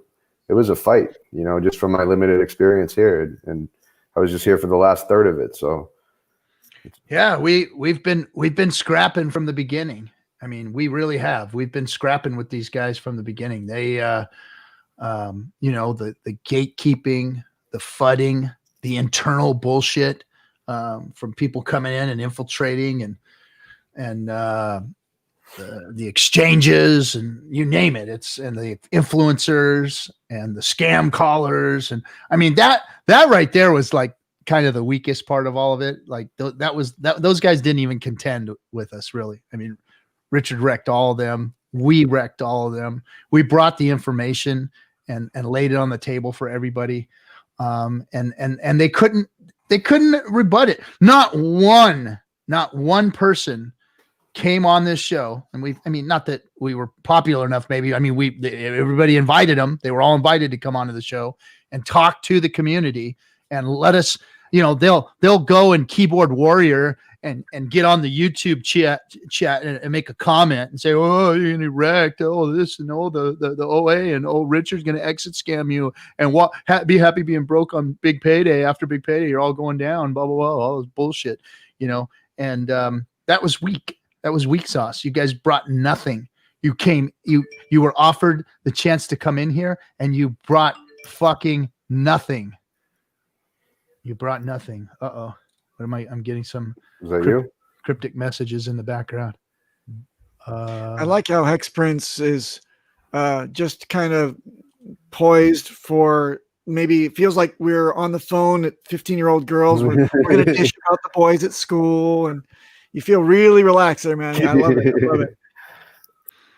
Why is it got to be 15-year-old girls? I'm relaxed because, like, I know, like, I'm 100% certain that, like, worst case scenario, Hex is gonna do a 50x like by December 31st, 2021. Literally, like, and it's gonna be insane. It's gonna surprise everyone. I keep on saying it, and people are like, you're just being like ridiculous. That this is just a pump and dump scheme. And I'm like, how is it a pump and dump scheme when literally the code pays you when you lock up your money? It pays you interest, and the most important thing is simply buy pressure minus sell pressure, and the net buy pressure like determines like the price pretty much. And I'm like, how is this a pump and dump scheme? How is this a scam?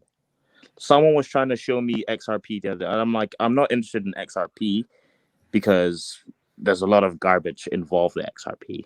If anything, I like Hex because there's decentralization in Hex, and there's censorship resistance basically.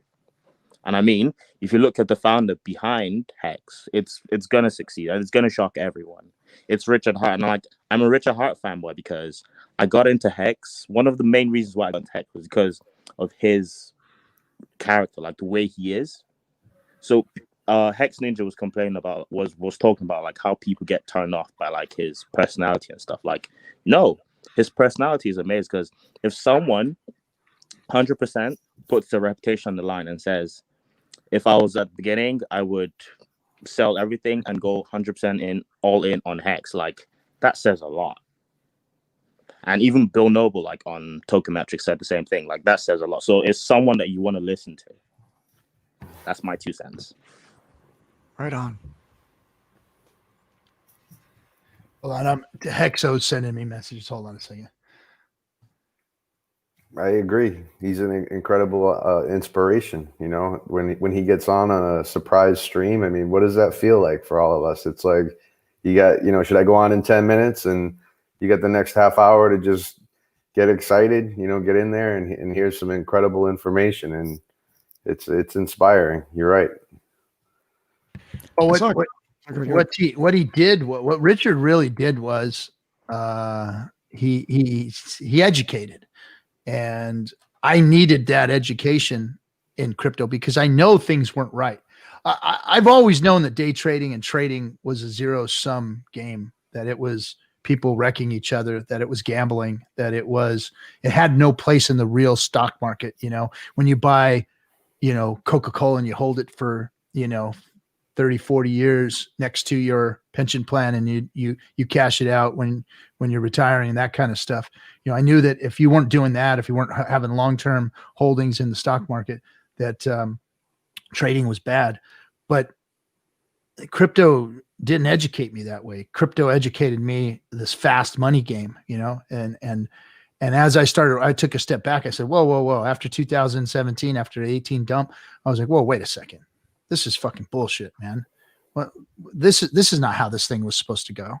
Is this just a Vegas roulette wheel here, or is it really what they were all saying it was? Is it really what Satoshi's vision and the white paper was all about, and how they were gonna, you know, fucking stick it to the banks and bank everybody and do all this stuff, and you were gonna have control your money, and it was gonna be private, and blah blah blah blah blah blah blah blah. Was all that really true, or was that just to kind of get us interested? And then, well, no, they took over, like you said, and he educated us on the intricacies of crypto world, you know, about market cap, about what these traders are doing, about, you know, leverage trading, about, you know, all these metrics that we're looking at now. I never realized what they really meant. You know, I looked at the FOMO part of it, and I looked to my friends who acted like they were smarter than me, but they weren't. They were just trader plebs. And yes, they had a lot of money to stick into it. Most of my friends in crypto were a lot wealthier than I was. I was just kind of a tag along because I have some wealthy friends, and I got involved in crypto that way as far as the trading game goes and all the ICO game. And they had a lot more money to win and lose than I did.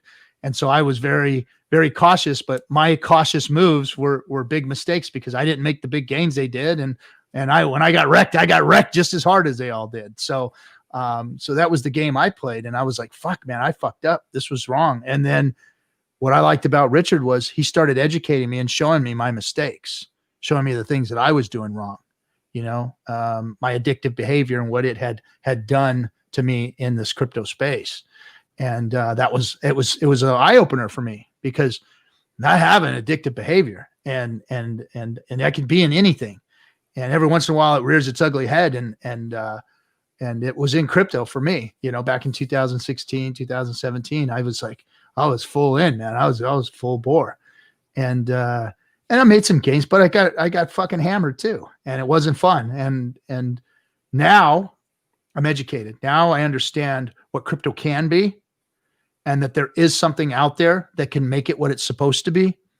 And that thing is Hex. And I don't care what anybody says. Look, DC is my partner, and he's very good in the crypto space, and he is a good player, and he has good heart. But even though he's made some very good calls in crypto, to me privately, where I could have made a lot of money. I could have made a lot of money had I listened to that young man. But I'm not willing to step into the dark side over there and step out of the light and creep and crawl over there and all that stuff, and play with that anymore. I'm very comfortable with what Hex is doing.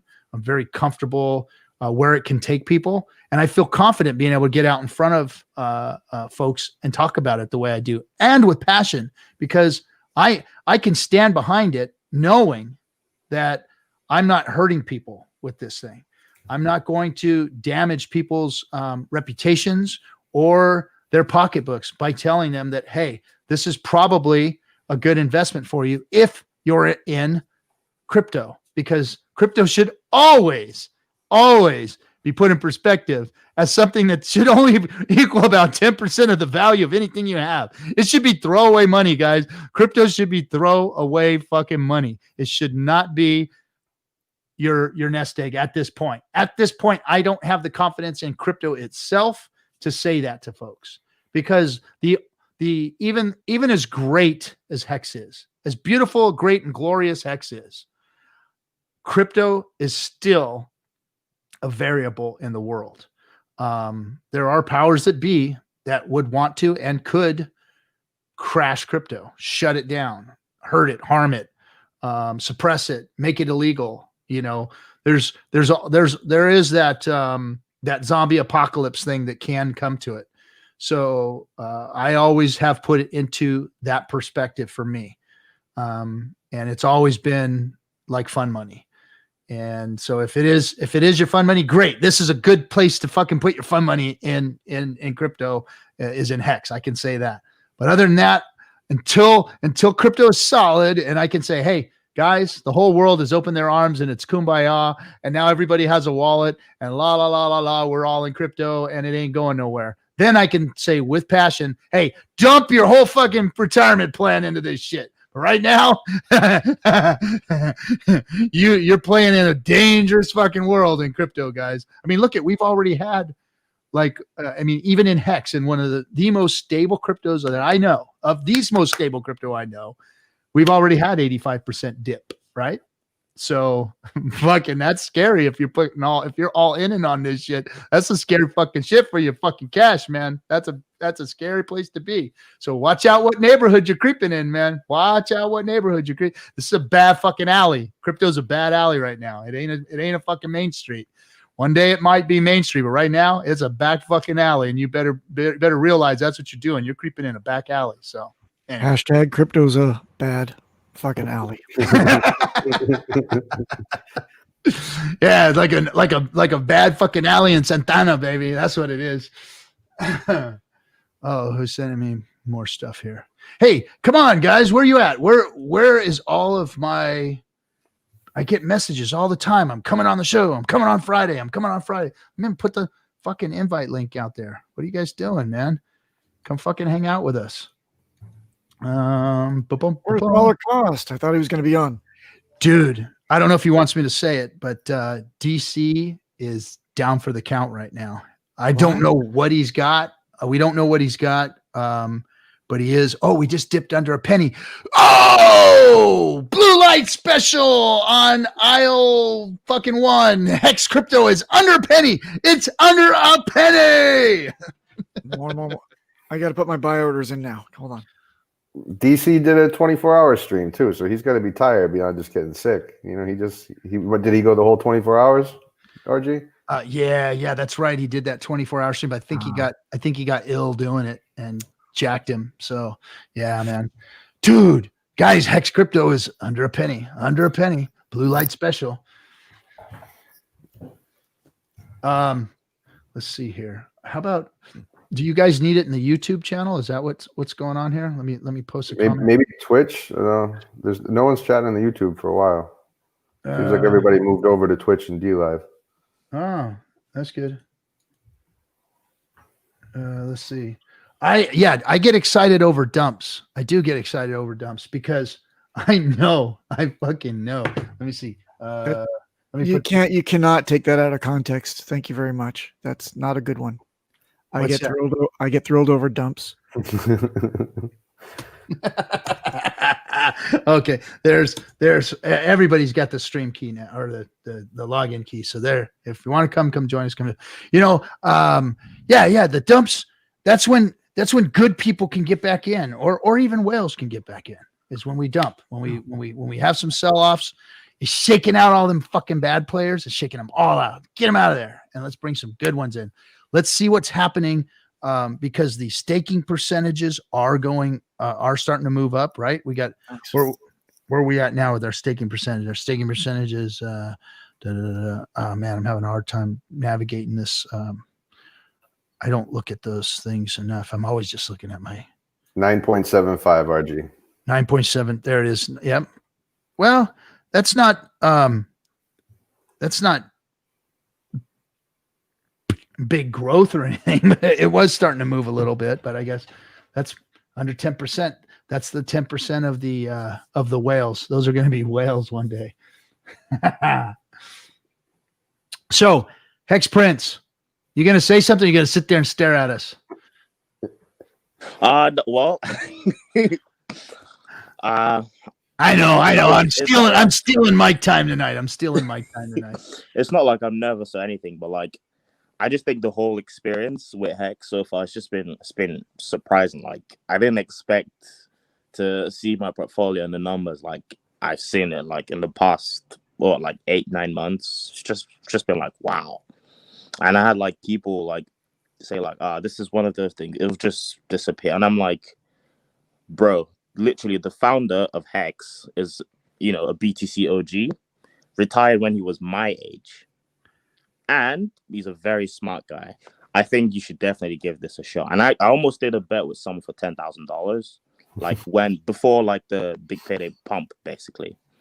I should have probably done that, like out of won $10,000, and just shoulda, coulda, woulda. Yeah. What was the bet? It's gonna surprise. I was gonna bet that like it was gonna go to a penny, or like it was gonna go up in general. And obviously now, like that person today is I onboarded that person into Hex, and he's staked as well. Awesome. And like literally every time I get phone calls like wanted to talk to me about Hex, and I'm starting to get a bit tired, just because like I told people earlier, like when I got into Hex in the summit, that this is gonna go up, and like it seems like insane because obviously because of how Uniswap works, and you can't suppress like the price and all of that stuff. And I remember someone laughed at me, and he sent me a screenshot of like the price dipping down, and I'm like, that's the best time to buy, because you buy low, and then if you want to sell, you sell high. I'm like, how else do you want to put this, basically?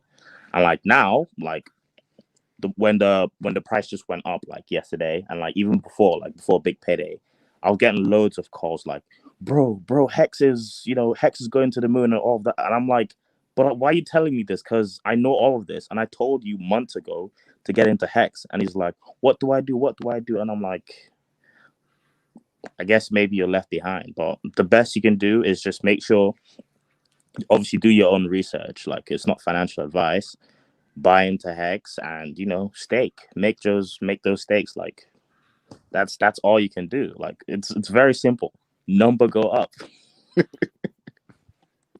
you got to test the water with a little bit, whatever you're comfortable with. Throw $100 in, throw it out 15 years. If you're already in the crypto space, if you're already buying the stocks, what's a gamble like that? And then you get to see the interest that's paid. You get to see how the product actually works, interact with the website, you know, Staker app, start interacting with the community. Yeah, Absolutely. The Hex community is so far been very supportive, very kind, like very compassionate people. And like they're not like massive bullies or anything. And if anything, Richard Hart, like really surprising because like if you try and talk to him, he will actually like respond. And like that shocks me because before, like my main guy in crypto used to be Roger Ver, and like, hey, you know, never replied to anything. So but Richard Hart, like if you actually ask him questions, he'll reply. Like he's willing to have a conversation with you. Like that says a lot about like a person's like personality and like, you know, who he is basically. Like it's just insane. Yeah, he even made a Telegram chat to FUD Hex. You know, if you want to come support Hex, there's a room for you. If you want to go hate on it, there's a room for you. Hex Bear. You know, that's Exactly. funny. That touches on one point that I was thinking about the other day. We don't have that counterpoint usually. We're all pretty much in agreement, and we're all very kind to each other in our own way, right? We like to have a good laugh, but I wonder if we can't generate that kind of counterpoint argument and see if we can. Do you think it would ever be of value to get somebody in from Hex Bear Chat? Yeah. You know what? There's value of bringing everybody in here. Hey, Maddie, what's happening, bud? Hey, Hey guys, how's it going? Everybody has something to add. You know, everybody has something to give, whether it's a dumb shit remark. I mean, like, see, like what people sometimes fail to realize. I hear a lot of people giving Richard shit for fucking blasting people, you know, and I mean, we love it. We love watching him blast people, but what it really is it's an education. Now, it may not feel too good for that person, but maybe, just maybe, he spanked them hard enough that they learned something, you know, because people don't learn in this space very easy, especially in this internet world where everybody can say whatever the fuck they want in these chat rooms. So you can talk about people and type whatever you want at any given time, whether it's a stupid comment or a good comment. But the real value in what he does is see, Richard is the kind of guy that'll put his arm around you and fucking punch you in the gut and say, look, motherfucker, I'm going to try and teach you something here. And this is why, because I'm a fucking genius when it comes to this shit. I know what I did and you're not. So listen, let me teach you so you'll quit asking stupid fucking questions. And that's what he does, you know, and then we all get an education. I've gotten more of an look, I've had the same questions as some of these people he's called retards. And it hit me like, oh fuck, I'm a fucking retard too, I guess. All right, well, what's he going to teach me here? And then I listen and I go, oh, changed my opinion. But see, I wasn't one of those guys that decided I was going to get up in the chat and blast that, or, you know, it usually comes across as an attack, not a question. They ask these questions in a smart ass, fucking nonsensical manner. And then they get blasted for it, which is, you know, the world you're all living in. You're all living in these chat fucking stream worlds and all this shit where you can say and do whatever the hell you want at any given time without any repercussion. Because in my childhood, some of the people in these fucking chat rooms talked the way they did. You got punched in the fucking mouth. You know, you got drug in the street. You were rolling in the fucking asphalt. That's what happened. And now you can say and do whatever the fuck you want to anybody, and there's no repercussions from it. So that's why we got what we have today, and people have to fucking do the same thing, but on how we do it here now. It's like, no, look here, you dumbass. This is what's going on. This is what you got to learn. You're an idiot. Get the fuck out of here. You know, and that's what we have today, unfortunately, because of, you know, the things changing. All right, we got Sinclair Crypto coming in here. By the way, hi, hey Maddie. Sorry to ranting over the top of you, man. I'm on a rant. Good stuff.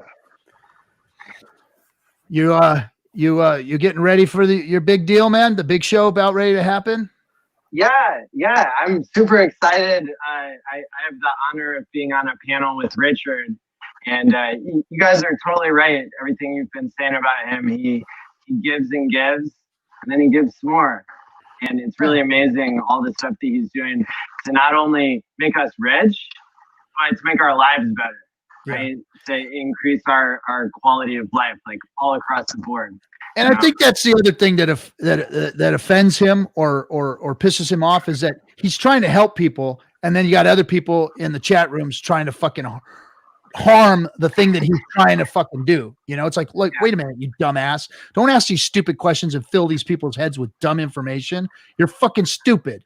This is what I'm trying to teach people. Listen up, shut up, get the fuck out of here and learn, you know? So that's what it is. So, hey, let me bring Sinclair Crypto in. Hold on a second here. What's happening, Sinclair?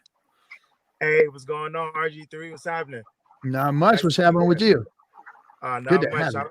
I've been watching you guys for a while already. For I would say probably since September. That's when I got into Hex, and I found out about you guys. Found out about Hexologist and everybody. And yeah, you know, just been watching, but you know, been watching on the sidelines. But I decided to, you know, jump into that. You know. Right on. Yeah, Welcome.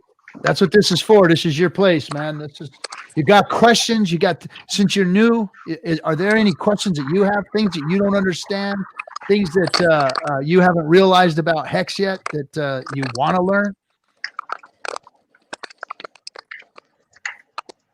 Now I know a lot because I had a lot of time to do research. I was you know, I don't know everything, but I know a good amount. I was actually staying at my parents' house in Pennsylvania over the fall, and I had a lot of time to do research. So, you know, it was pretty dope. But you know, it's funny because I actually first found out about Hex through Conrad Zen. I was watching one of his videos, and this was back I would say May.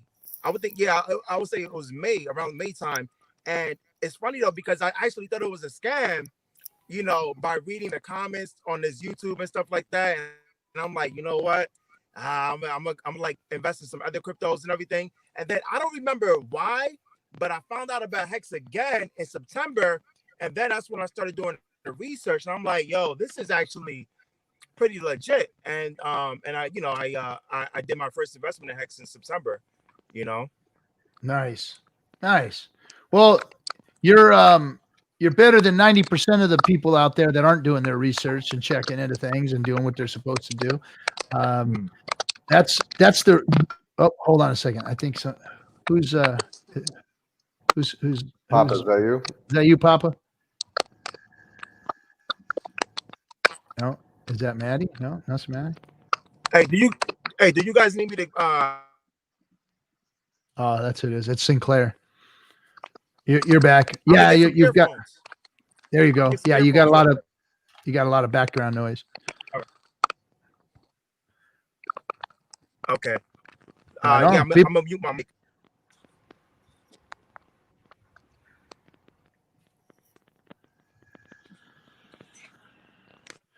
Better than. I don't think he's muted, RG. No, he's not. I'll mute it. He's got something going on in that car. There's somebody in the back there or something. Someone. He got a body in the trunk.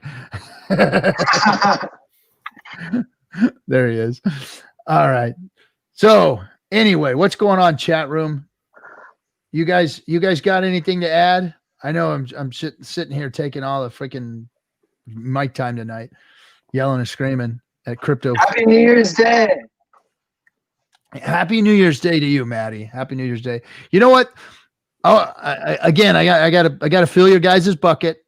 You guys are. I said we need a bigger attack surface, and we need a better attack surface too, because you guys are, you and Joe are creating streams that are a place for people to go to actually talk about, you know, mental health and proper mindset, getting people out of this, you know, gambling mentality and the addictions of it and all. So my hat's off again to you guys. Thanks for doing what you do and bringing that type of content to the Hex community, because it's definitely necessary, you know, everywhere you go. Especially in this fucking internet space, man. This internet space is full of some sick motherfuckers. I mean, yours truly included. But I'm a recovering sick motherfucker. Let's put it that way. And but yeah, I really appreciate what you guys are doing and the attack surface that you are helping to develop. You're putting a whole new facet on our diamond of the community. Thank you. Well, thank you for giving us a platform and supporting us. You've made a really big difference. I know we said last week on here how Joe and I met in your chat room, and we've been showing our faces ever since. And that's all thanks to you. So. You're welcome. You're welcome. Yeah, that means a lot, RG. Absolutely. Thank you so much. We love what we do. I know that, and looking forward to keep going. Maddie's done a lot of work with this conference and putting a lot of people on that have some limited time just to get on there, putting some experts on there as well. So the community is going to be, a lot. It's going to be, what's the word I'm looking for, Maddie? Well established. Yeah. We'll have a stronger foundation of content. A lot of diversity, that's for sure. A lot of diversity. Yeah. Thank you. There it is, diversity. It's definitely, you've got just about everybody in Hex that has gone out there and put themselves out there and help to educate. So it's going to be good, man. At first, I got to admit, man, I was like, oh fuck, another thing, man, another fucking thing I got to fucking get involved in. Oh shit, but I'm excited for it. I think it's good. I think it's necessary. I'd like to see it done annually. Absolutely. Like to see you. I'd like to see you spearhead this. This could turn into our first real Hex convention where we all actually get together and have breakout sessions and talk about things, and bring us all together. Absolutely. Yeah, Joe and I, we listen to as much Hex content as we can, and this is what the community has been saying, right? This is what you guys have been saying all along, that we need special events, that we need meetups, we need, and so for right now, this is going to be the best option by far. And then into the future, we'll be able to do it every year. Exchange, 2022, 2023. We're all stuck with each other for at least 15 years, I think. and I think the price really loves the conference. I got some stakes that might say I might disappear in 5. So, but no, at some form or fashion, maybe you guys can come visit my pirate ship down in Puerto Rico in about 10 years or so, 5-10 years.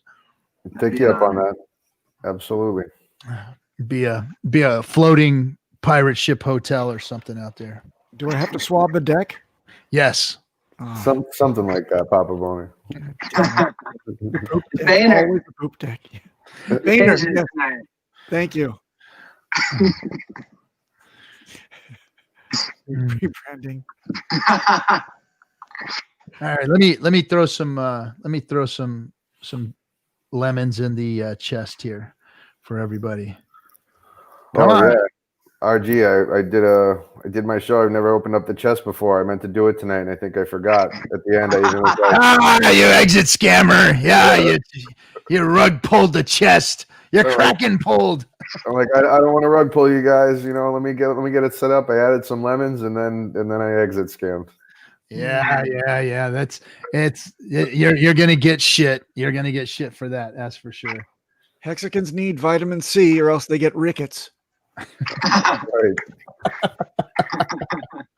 It's scurvy. It's scurvy, not rickets. Scurvy. Right. Yes. 2 lemons or 2 oranges and a lemon, right? Hey, look at that. Well, guys, the dip is over. We've got green candles starting again. The green candles have begun. Ooh. Damn it.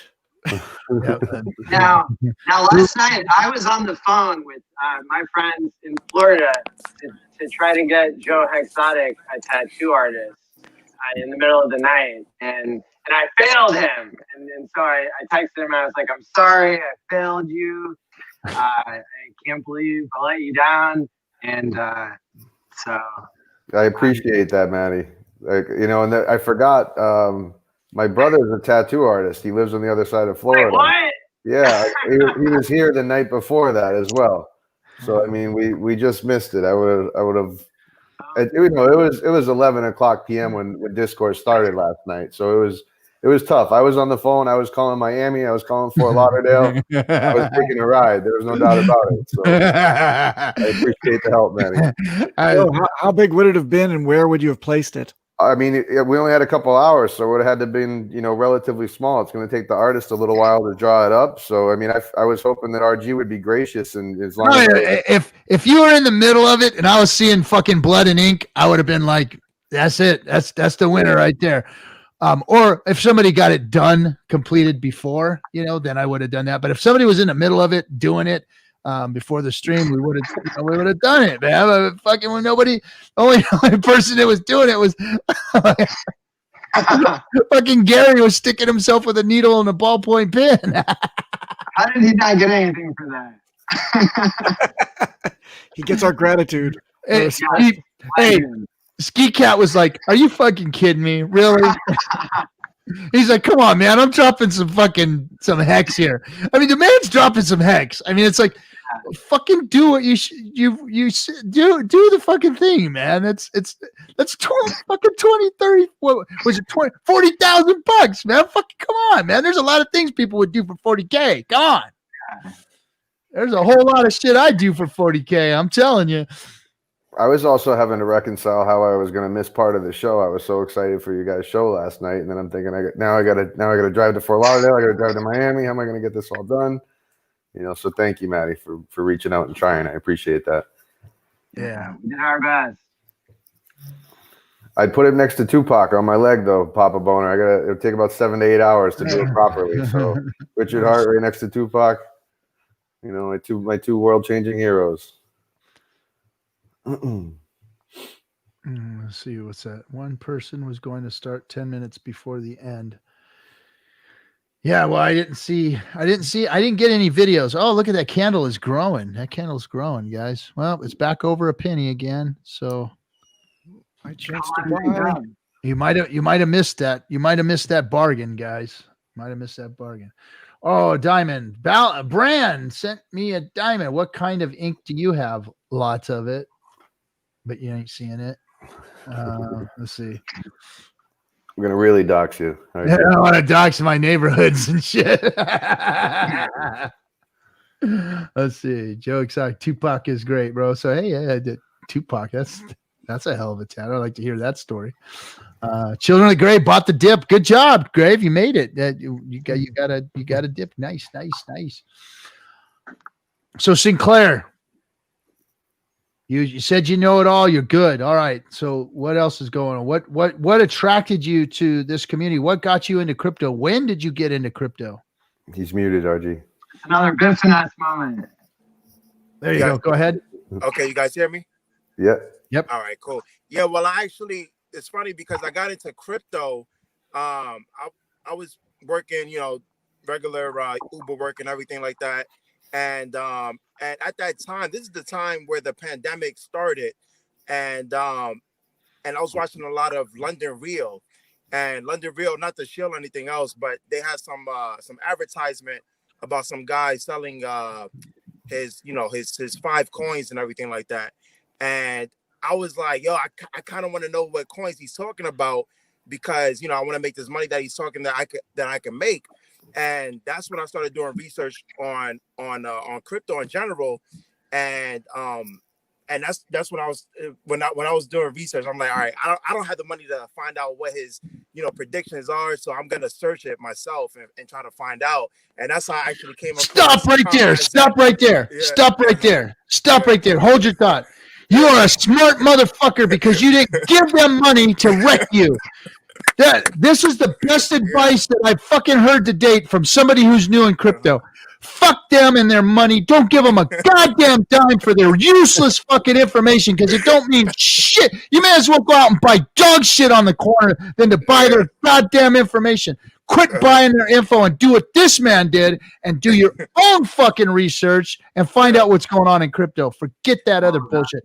Continue, sir. Yeah, and you know what? And what you just said, I'm glad I actually saved that money because from doing the research on what his coins, what his predictions made since then, I made more in Hex, putting my money in Hex than I would have put in the coins that he said. Stop again! Stop again! Fucking brilliant, genius move! True pirate Hexican right here.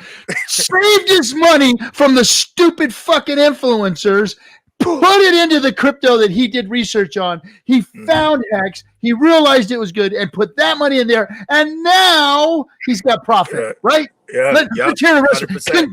Continue. Yeah, so yeah, that's pretty much how it went. And you know, I was looking at other coins and stuff like that, and you know, obviously, you know, you wanna test the waters out in different things, but you know, I figured like all the coins that I did hold, I didn't hold that much. Like I didn't hold that much in anything else. You know, maybe just a little bit of Ethereum, a little bit of Bitcoin, you know, a little bit of other stuff. But I'm like, well, these coins aren't making me money, and there's so much room for Hex to grow that these coins already had their years to grow, and they haven't even really grown that much. So Stop again. Fucking brilliant move. Crypto is shit. The rest of those coins are shit. I'm going to put it in something that's good, that has room to grow, that's really going to do something for my portfolio. Yeah. Continue. Genius move number 3, Sinclair. Number 3.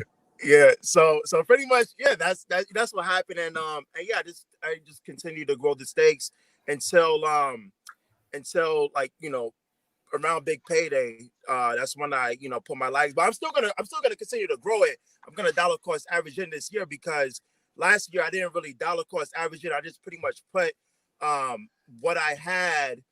You know, whenever I had some extra money, I'll put it in. But this year, I'm going to do a little bit of smarter, because I think Hex is going to be over a cent for the, you know, I can't see it dipping. Like you just said, it went under a cent, but I don't really think Hex is going to dip. Like we're not going to see 0.004 anymore. Like I think that's done. So, but I don't want to jump. I don't want to put everything all into it when it gets to, like I said, I'm going to have to dollar cost average in, you know, just, you know, to make sure my investments is good. Let me stop you one last time. Brilliant move number 4. He's going to dollar cast average himself in. Yeah. You just told me you're in your 20s, right? No, I'm 31. You're 31. Yeah. Okay. Close enough. You're a young man. A lot of future ahead of you. And you're dollar costing in. The way to do it, the way to go. And man, I appreciate you. New to the Hex, coming in, did the right things, did your own research. Fuck the fucking influencers. Put your money into your crypto, control your keys, and dollar cost in. Brilliant move. That's what you young folks should be doing. For sure. Yeah, we have smart people coming in. Good job, man. Good job. Sorry for blowing everybody's eardrums out, but that's, hey, man. Fuck. Yeah, but that's also, but right to give credit to you guys, because like I did research on my own, but a lot of the information that I got was from you guys, was from dollar cost, was from Hexologist. Stop! Hold the phone.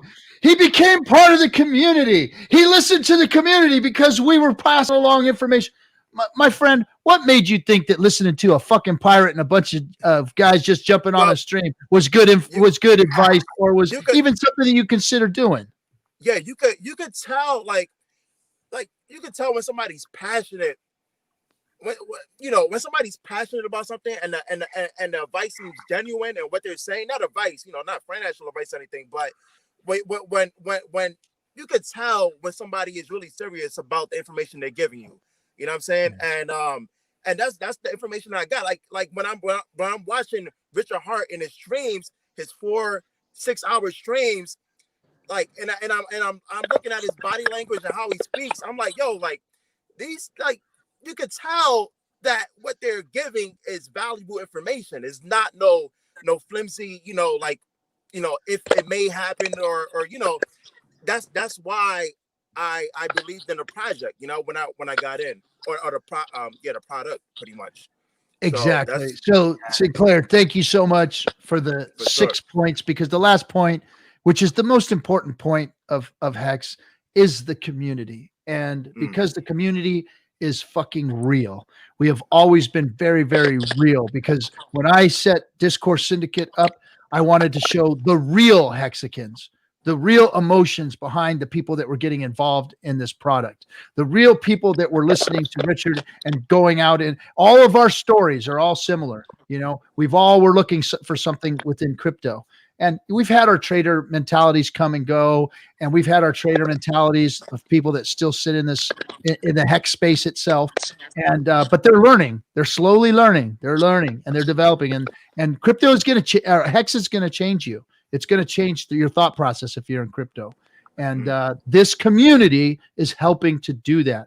We are not maybe this channel, the Discourse Syndicate, is maybe not bringing hex adoption, but we're creating stronger influencers. We're creating a stronger community here. That's what this was built for. This wasn't built to onboard people. This was built to make smart motherfuckers in crypto. This was built to change people's fucking perception of crypto. This was built to show people, real people behind a product like Hex versus bots or any other bullshit or some crazy influencer behind thousands of dollars worth of sets and hundreds of thousands of dollars worth of cameras and bullshit. No, this is us supporting ourselves. Everything here was built by this community, built by Ski Cat and all the people donating to the channel, all that stuff.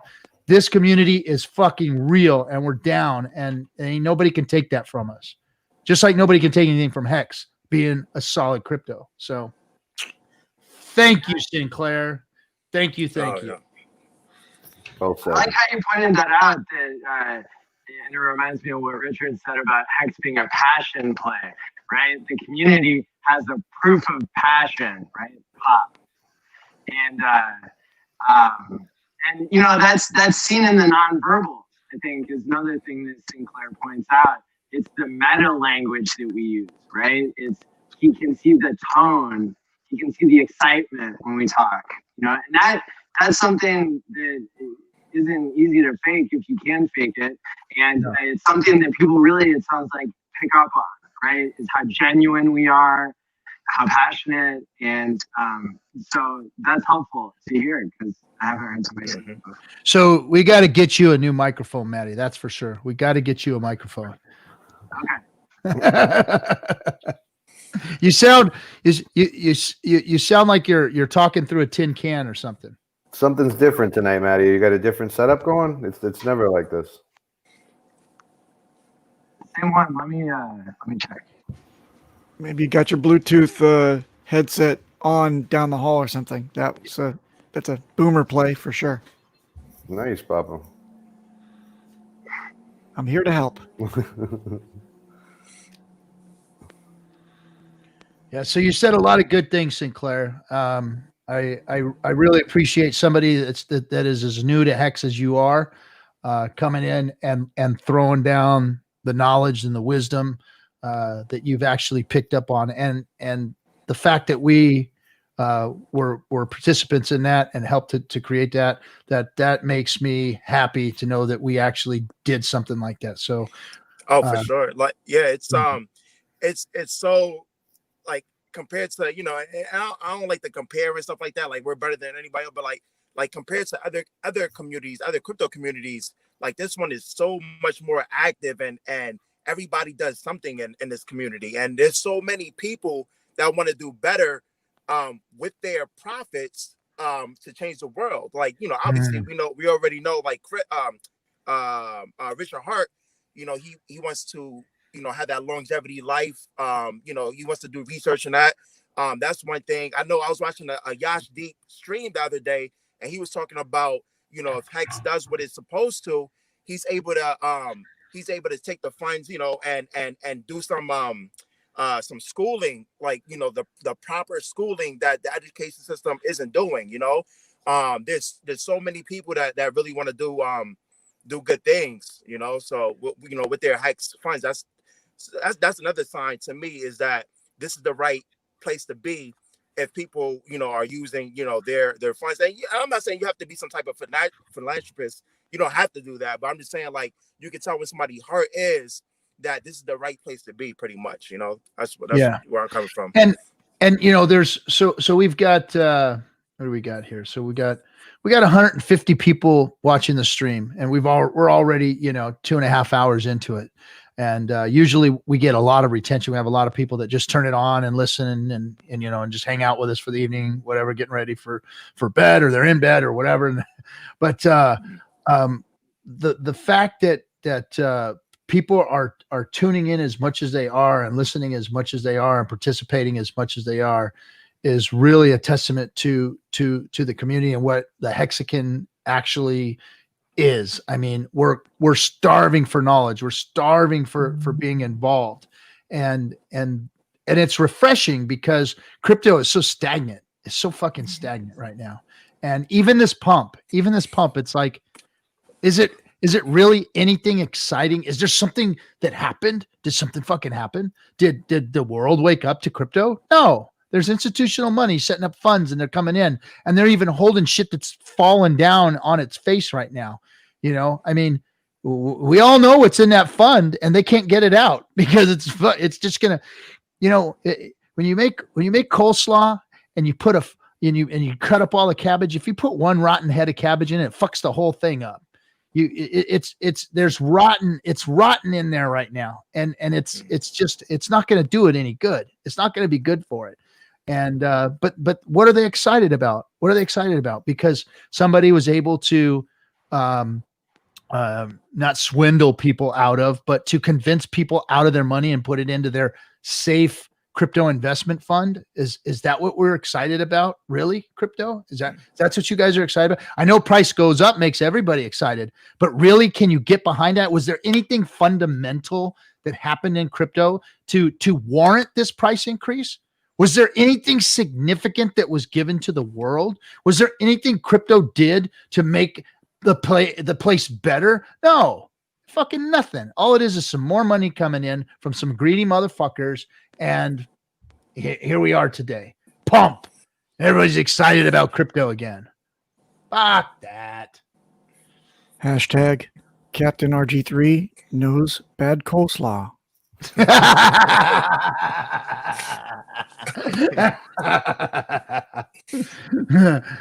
Yeah, man. That's you get a bad head of cabbage, man. It's all over with. You can't. The whole batch is dead. It can be as beautiful as you want, but the whole batch is dead. Let's see. Price go down. Get me excited, right, Franklin? Where you at, Franklin? You're supposed to be in here, man. Yeah, where are you at, Kinetics? He's sending me, you let me in tonight. You fucking, it's all over the place, dude. What are you talking about? Hold on a second.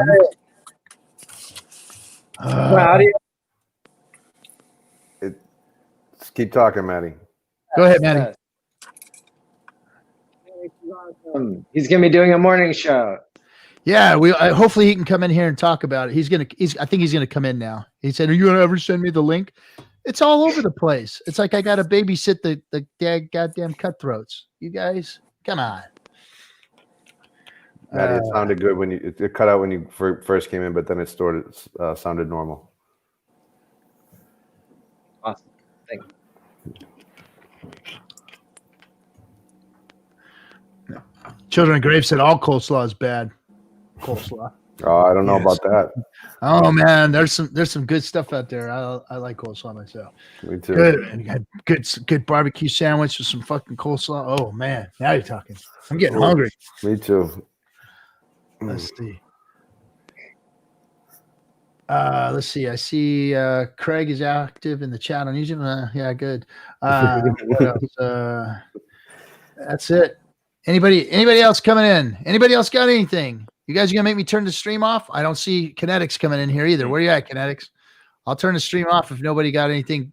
I'm getting tired of ranting all night. I'm ranting and fucking going. Hey, RG.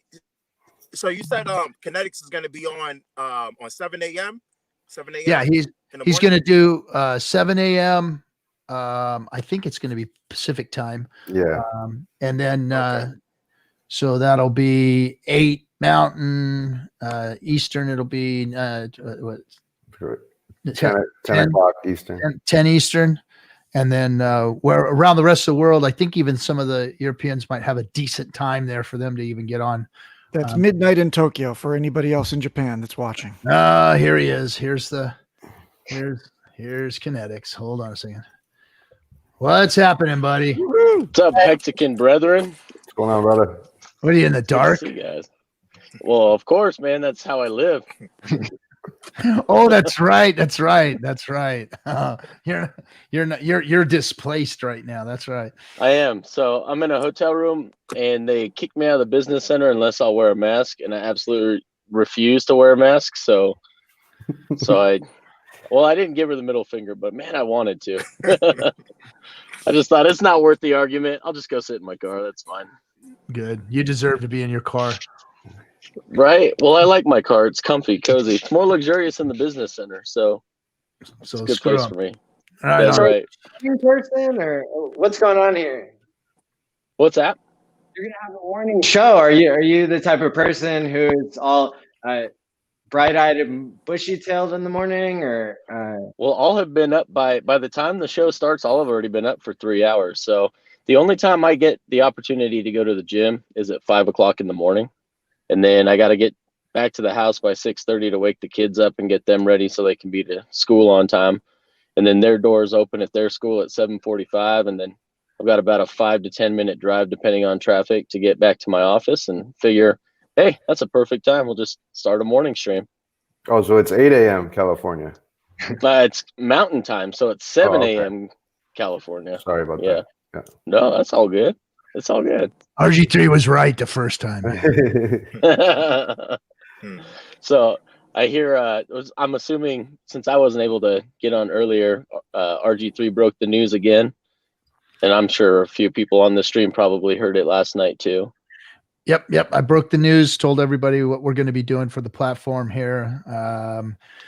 Extending it instead of shortening it. And that's because you guys are stepping up to the plate. And the Cutthroats are going to start doing their own thing and taking over the ship's helm here for a couple of streams.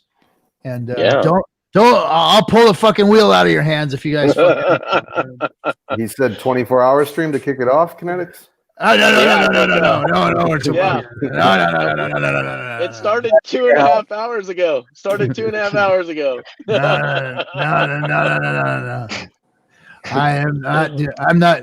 Me and Hexo said, "Hey, no, let's fucking go easy on the 24-hour streams, man." And we did 2 this year, and let's wait until maybe, I don't know, February at least. RG. No. Maybe next year sometime. Next year. So, what else, Kinetics? What else is going on? What are you going to do? You got guests coming on your first show on Tuesday or what?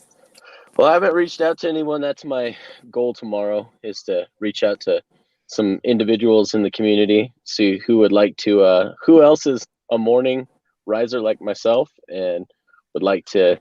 I have a few things on my outline that I'd like to talk about. And the first one's going to be about, I'll just give you a sneak preview, guys, that the first one I want to talk about is timing your stakes to end. And of course, we'll spend all but 5 minutes talking about that, and then probably the rest of the hour bullshitting like we do. So nice. That's a great topic. That's incredible. I just went through that with a dollar cost. Oh, nice. Well, I just had a good experience myself today with it, and let's just say interest was cashed out before the dump, and I'm like ecstatic about it. So. So I've got some things going through my mind now. Obviously, as we talk about it more, people are going to probably catch wise to the tactics, but I think there's a way to maximize that scrapage at this point in time. And hopefully it gets people thinking about when they should be staking and ending and trying to avoid. I mean, we've known this since the beginning of the project, that Richard said it's the first project that has a chart of expected end stakes, so you can time it around when someone else is dumping, and especially if you're going to front run a big stake that's ending, because someone with a big stake dumps the price from 1.2 cents down to just under a cent. We saw it today. Be nice to avoid those pitfalls. Did anybody see the wallet that was coming out of? I didn't get a chance to look at it. I saw when the dump happened. And I figured either one of two things was going to happen. I was going to have to wait till after the show tonight, or Server the Antidote would tweet all about it before I got done with the show. So we'll see. He's making a video about the last dump. Not Interesting. tonight's dump, but he's making a video about the last pump and dump there on the day before yesterday or yesterday. Mm-hmm. And Silver's going to be in the conference doing the game theory panel, which is an interesting spot because the someone who's so experienced as he is with Chainalysis and the psychology, like the captain was saying last night, the psychology is another aspect that he's good at, and so he profiles the different accounts. And of course, in Hex, if you want your behavior to be known in public, you can make it so, right? Like in crypto, it's all publicly verifiable, and you can obscure some of your actions or try to, right, until Silver gets on you. But otherwise, you can make it really clear when you are doing something special for the community or when you're wanting your past behavior to be known. There's an easy way to do that. You use the same address, right? Yep. And so if I was interpreting correctly, the messages that were being sent from Silver and RG3's analysis and everything, I was getting the impression that that's part of what happened yesterday was, and that's such a cool story, right? That the pump was basically an OG or somebody who's like a really big whale doing something special for the community, like basically throwing money into Uniswap, knowing that it was going to get sold back to whatever price was going to be happening, but it was like at the perfect timing to end the day's close for the last day of the year, to just give you a taste of exactly how high Hex can go, how fast, right? Because it was less than $1 million buy. Yep. So that's a reminder to us, and it sounds like it was some sort of a celebration or kind of a gift to the community, and that's really nice for the whale to do that. Thank you. Yeah, agreed. Yeah. And so Silver will be able to testify in the game theory panel as to his observations of the origin address and the whale behavior, and to be able to comment on how the game theory not only predicts, but so far has proven that the OA is going to be a good actor. Yep. Agreed. Well, my offer from last night for anyone who has $84 million worth of ETH in their wallet right now, I highly recommend you guys do a $42 million ETH buy into Hex on Uniswap version 2, and then immediately provide liquidity right afterward. I'm okay with that. Right on. Permission granted. Yeah, right. Exactly. You have the green light from the community to allow it to happen.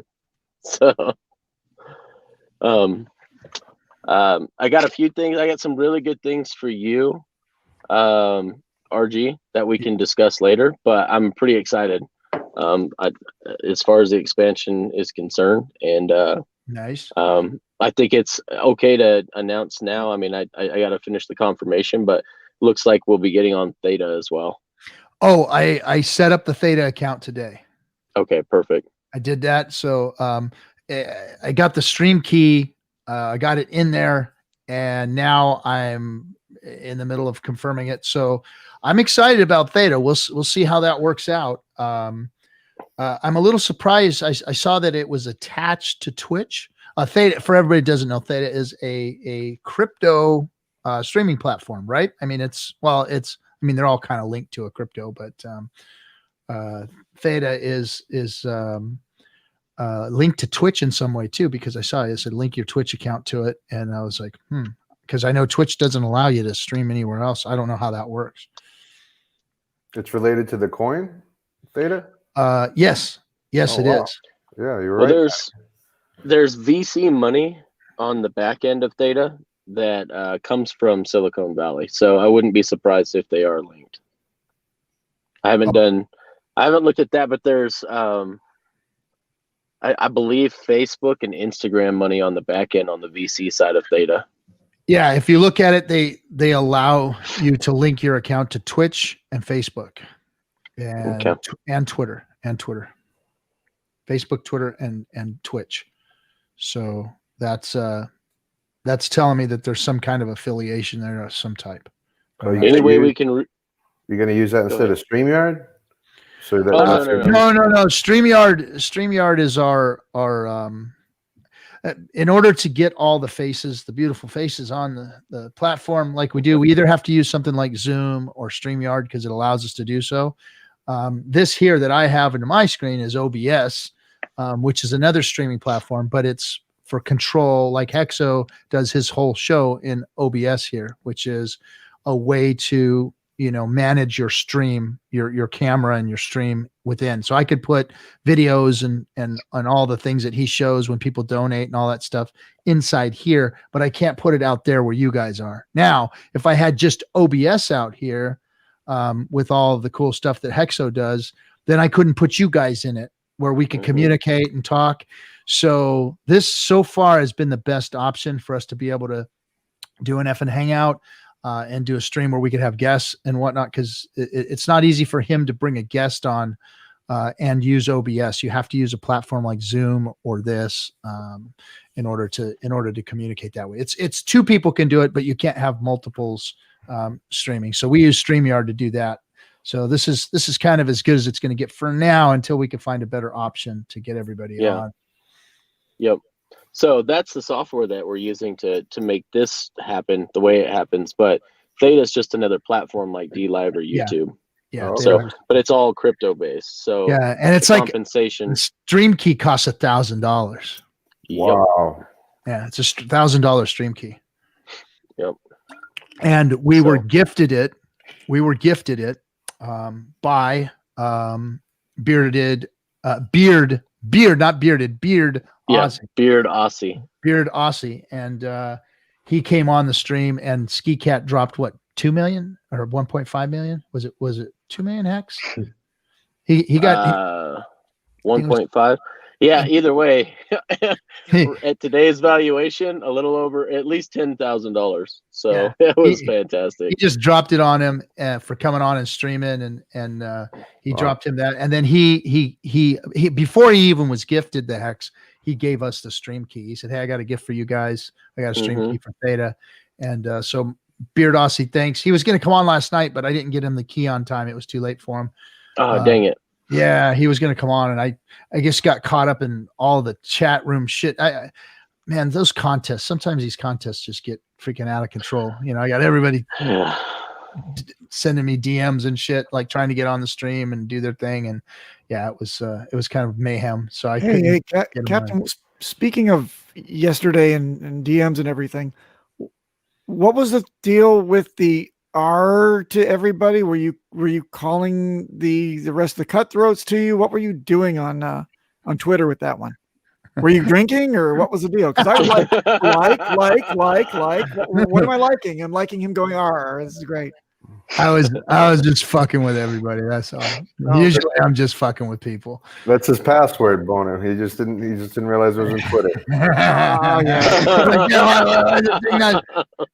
Shit. I better start changing that shit. Where's my MetaMask? That's my MetaMask password. Fuck now. Shit.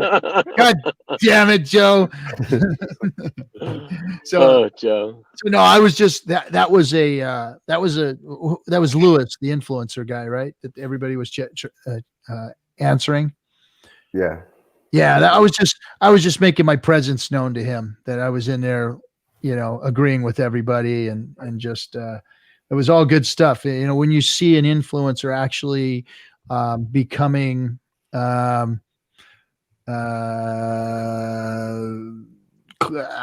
can I say it? He's actually accepting the Hex community and talking about Hex in a positive way. And nobody's really ever given Hex a positive review, to be honest, yet. I'm still pissed off at all of them. Even people, he did a decent job. Don't get me wrong. And a few others have done decent jobs, but nobody has ever gone, holy shit, look at this. Man, this is great. Let's talk to Richard and let's really put a good article out or something, or let's have a good a good Twitter feed or a fucking stream or whatever. Nobody's ever done it any justice other than us. We've actually had to sit here and sing its praises and speak to all of its nuances and its caveats and its beauty and all this stuff that Hex is. We've gone through it all, and nobody else has. And the information's there for them all. All they do is watch a couple streams, watch a couple rich streams, read the white paper, get in there and look at it, get in there and spend a few bucks and fucking try it out and see what it does. I mean, it's not hard to go in, get some ETH, put it in there, stake it. No, it is. It is for these influencers because they're broke. They can't afford $10. They can't afford a $10 Hex buy and stake it just to try it out. I ran out of ETH today, man. I was like, son of a bitch, man. I couldn't even buy any ETH. I didn't have enough ETH to buy some ETH. I was like, son of I had to sell. I had to spend $5 on a gas fee in Uniswap to swap my interest that I was cashing out into ETH, and just for $10 worth of ETH, I spent a $5 in gas fee just to switch it to ETH so I could finish the rest of the transaction. So. Crypto's got to fix. We got to fix that. ETH, Vit, come on, bud. Come on, Vit. Fucking fix that shit, man. Yeah. Fix that shit. He has no intention to, from what the tweets that I've read from him. He doesn't think either, man. It's cool. Yeah. That's hookers. That's good hookers and cocaine for him, man. Come on. He doesn't want to be money for the masses like Bitcoin Cash wants to be. Freaking Vidi. Vidi. Gotta fix this, man. Gotta fix that shit, Vidi. You gotta fix it. But I will say it was pretty seamless to trade it for Hex into USDC and send it to Coinbase and cash it out all within 5 to 10 minutes. So I just had to prove to the wife that it's possible, that it works. She was like, yeah. Like we talked about this last night. So I said, you know what, babe, let me show you today. So we took 10-15 minutes going over it, showing her how to use the ledger and connecting to hex.com or go.hex.com, and then using Uniswap and then sending it to. She's like, man, that's a lot of steps. And I said, until this gets streamlined, this is the best we got. So until Coinbase, I've never cashed out before. When you cash out with USDC, they let you remove it right away. Oh yeah, it was beautiful. You don't hold it for 7 days. Beautiful. So I sold. I mean, it's going to take a couple days for the ACH draft to go back to my account, but the beauty is it's already been. It's a qualified, verified account with Coinbase I've had since 2016. So okay. And I didn't add a new bank account or anything. It's an existing one that we already had on there, specifically for taking profits in crypto that we set up back in 2017. So it was really simple. You just send the USDC to the address that you can generate, and then literally sold it right then and there to Coinbase and cashed out to the bank account. And that whole process, once they accepted the USDC in and had enough confirmations from the Ethereum blockchain, it literally took me like 45 seconds probably to sell it fee-free because it's USDC, fee-free, and cash it out into the bank account. Wow.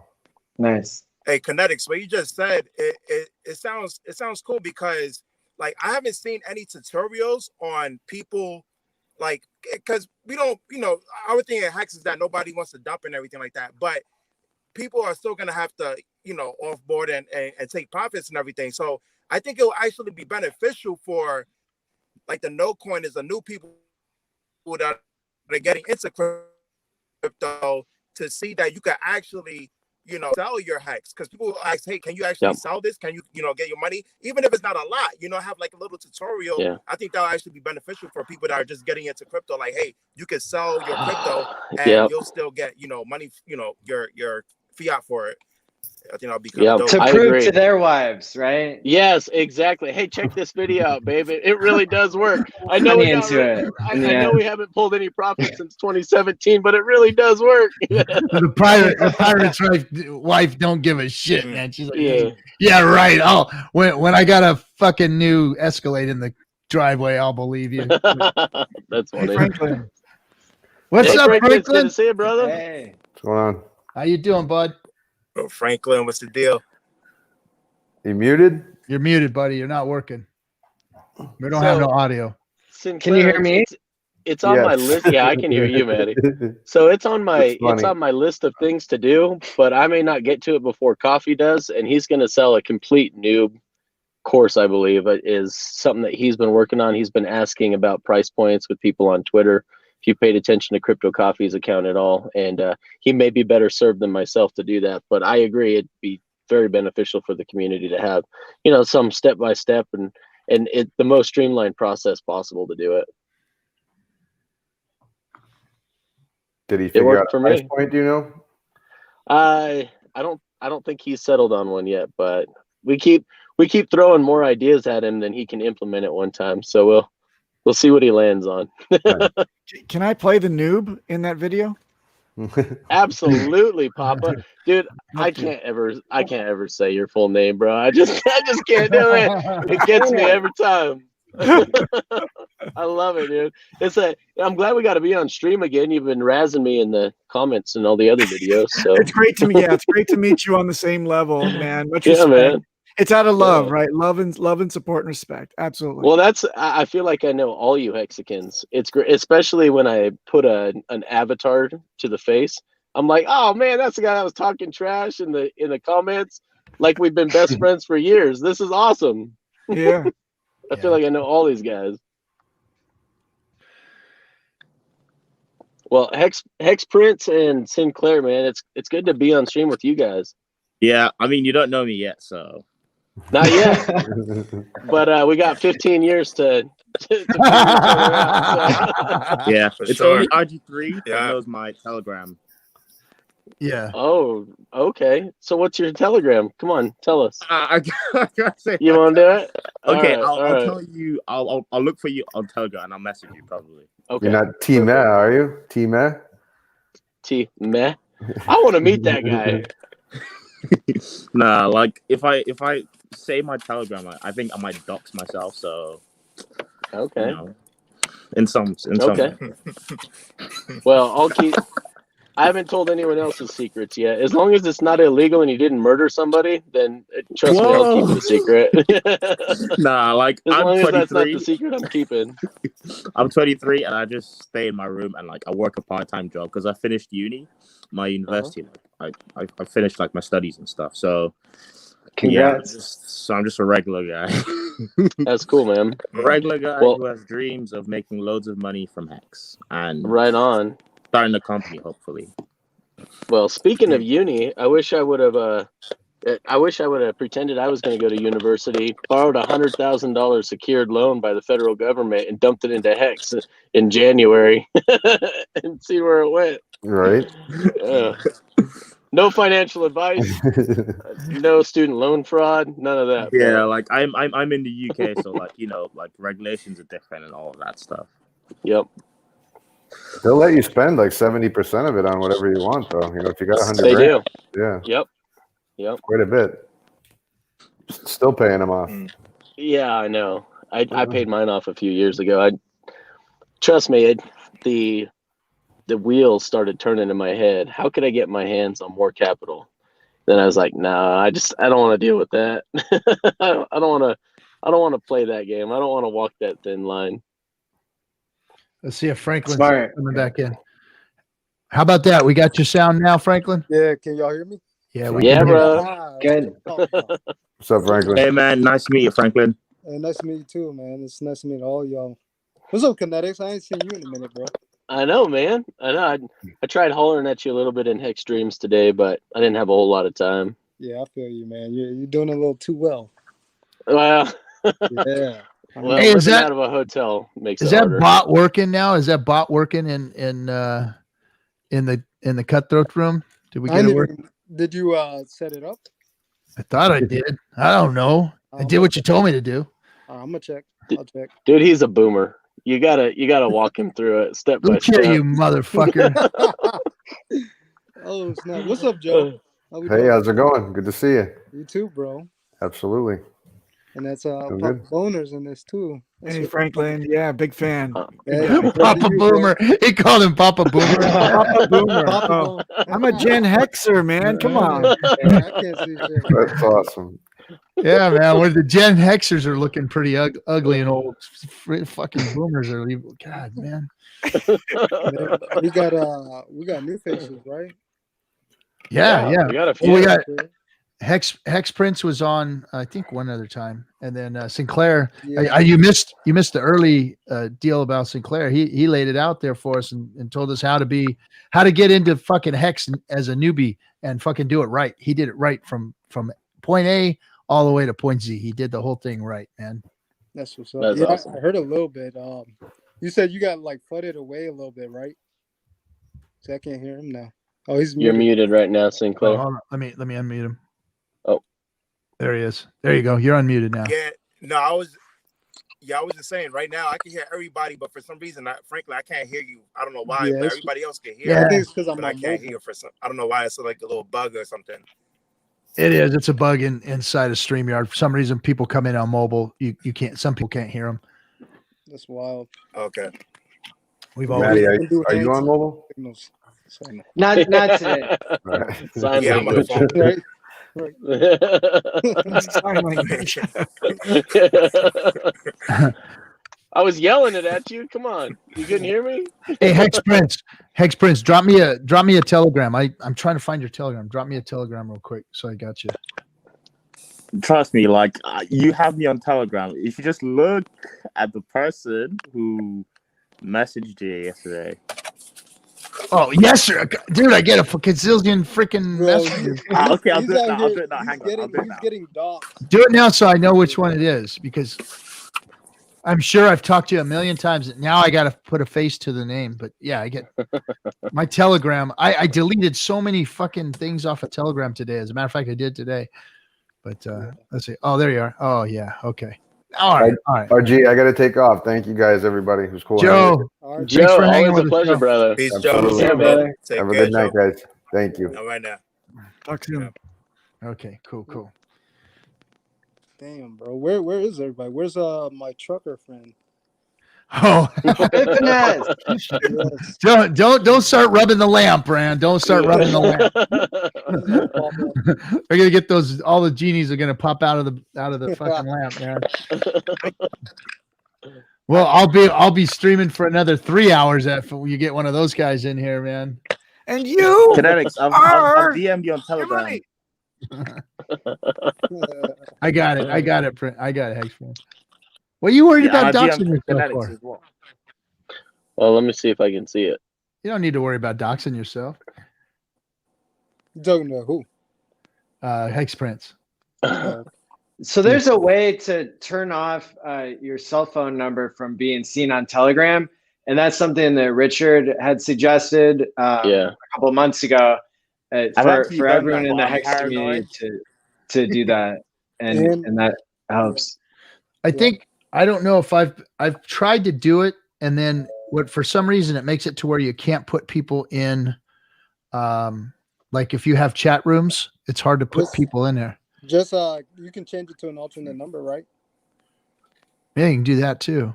Yeah. Yeah. And then I think Richard also talked about using Proton Mail instead of Gmail. Yeah.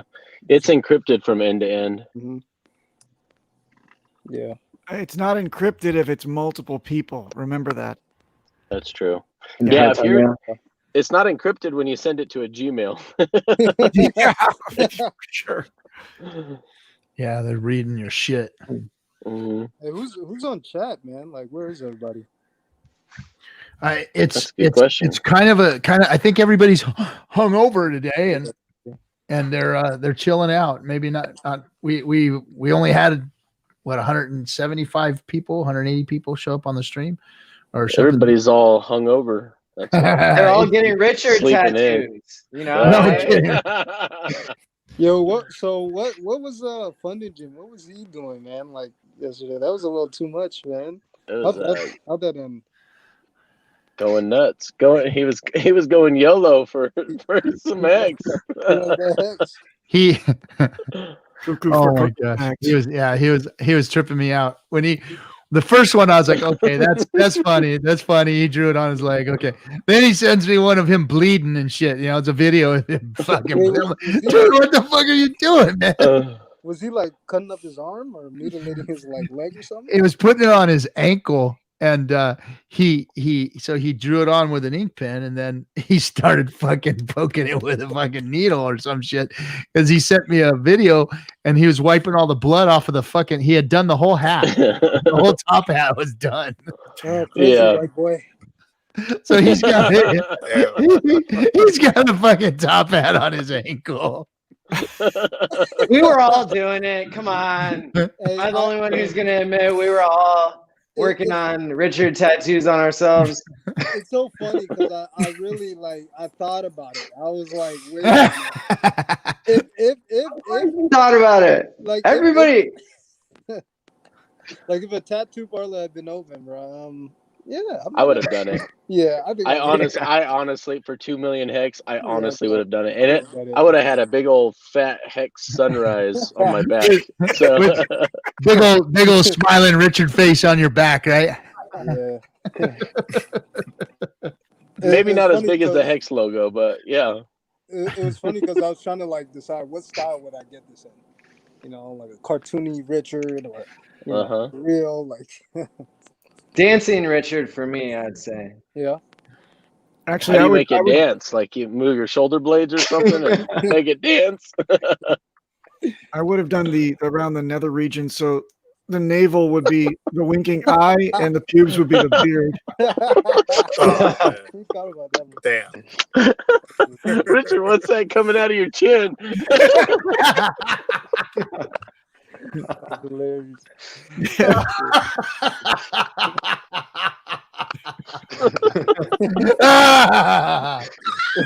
Oh shit! Oh shit, man! Fucking Papa! Oh man, that would be good. You're not going to forget that image. No, nope, no, I won't. Oh man! Whenever you hear Richard Tattoo, there I will be. Or a picture of him on your back, right? Looking back at you like this. Bent over. No thanks. I still can't. I still don't look at the toilet paper roll the same. Oh man! Here we go. Here we go. The show quality is dropping fast. Hey, we're in hour 3. It's expected. Yeah, it is. As a matter of fact, it's about time for me to wrap this thing up. Anybody else got anything they want? Somebody was talking about T-shares. The height price on T-shares went up, and we didn't talk about that. What else? That's true. $300 a T-share. $300 a T-share. Getting pricey out there. Crazy, man. Yeah. Oh, it was what was it? 60 cents was the low. Oh my god. Yeah. Crazy. And that was early January too, right? The low, because people had stopped. No, it was in December. That's right. December, last year. So I know everybody's been excited about the price changes, but the other thing about Hex is that you get excited about the interest that you see rolling every day. I mean, that's just like, puts a whole nother level of excitement to it. Being excited about waiting is like, that is sticky. That's that stickiness that we talk about, right? Yep. The sticky icky of Hex is the fucking seeing those shares rolling in every day. Oh man, that's a great way to put it. How much? I didn't even get to show my wife that today, but man, it was exciting to say, "Hey, babe, there's still 180 months after this one of stakes to come out." Did you said you went into USDC?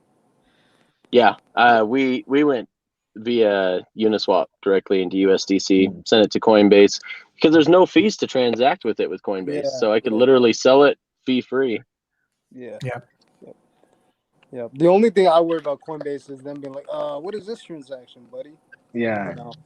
Yeah, I was gonna say like there's other options like crypto.com gives you a card, and like I've actually done like a small video which I want to post, but like I'm not too sure of just like how quick it is to sell something and then top up the card and actually like use it in use it in the supermarket. Like it's actually quite convenient, as So opposed to waiting like for a couple of days for the money basically to get into your account. I don't trust Coinbase. I had the absolutely. BitPay card, and that used to take out a lot of fees. I don't know if they switch it up, but it'd be nice if we could see like if somebody knew which was like the best cards to have. I know RG3 was talking about CoinZoom. CoinZoom's good. Yeah, I would think that would be probably the best. Very minimal KYC. They do minimum KYC. It's like name, number, and then they ask you like your last four. It's not even like a full social security number or anything. And it's so it's really cool. Oh, look at that. We're already tapping the bottom and we're pumping back up and retraced about a third of the dump from today. Y'all want to hear something funny? I just got my little brother in, and I told him like countless of times, like at least 3 or 4 times. I showed him my account, and he was like, "Yo, get me in." Sometimes that's all you gotta do is like, hey, look at it. Toby won. Look at hey, that. fellas. Hey, Toby. How you doing? Good Can you to hear see me, you, man? What's up, Toby? Hey guys, I just wanted. I always catch you at the tail end. It's like I don't think I can keep up at the beginning. You guys just have so much energy. It's like come in when you're worn down. Well, good. Thanks for bringing me in, Maddie. I just want to tell you, man, I'm so excited about the conference. It's like I was looking over your website, and dude, I am stoked. It's going to be such good stuff. And RG, man, great job yesterday with the New Year's Eve stream. You did. Yeah, that was a lot of fun. I got a lot of new people watching you last night. So I was telling them about the. Oh no! You brought them in on the no talent show. I warned them. That's their first impression of Hex is the no talent show. Nah, I told them it was good fun, and they'd have a chance at maybe winning some Hex and learning some things. And my sister logged on and checked it out for a while. Bunch of other people. So yeah, it was cool, man. It was fun. We got some talented Hexicans. It's like some of those acts were really good. I was hoping Hexo, when he gave the Hex away today, that he would show the clips of the winners. But that might be something neat to post up on Twitter or something. I don't know. Man, that's crazy. Good idea. Well, one of the things. Sorry. No, that's all good, man. Go ahead. People were talking about converting into USDC and everything, and I just want to throw this out there that personally, I even though I'm still buying Hex, I'm doing it within MetaMask because I think that they haven't actually.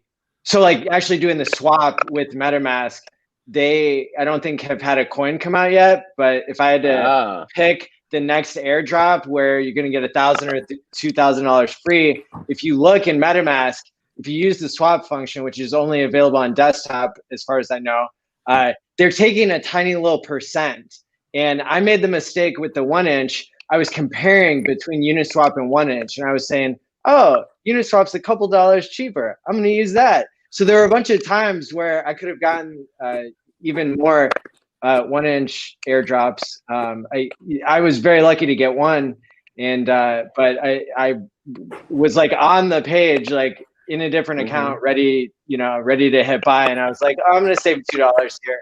And so I just wanted to throw that out, that sometimes if the market is predicting that, or if insiders have information, they're going to the fees are going to be a couple dollars higher because there's going to be more people are willing to pay a premium because they think that maybe that's going to happen with an airdrop in the future. And so MetaMask, they do record not on etherscan.io, but within the account itself, there's a little spot in your history of transactions where it says that you did it with MetaMask. And again, they're getting like less than a 1% fee. But if I was MetaMask, I'd be saying, oh, now that I have revenue, I can really go ahead and do an ICO or some kind of whatever it's going to be.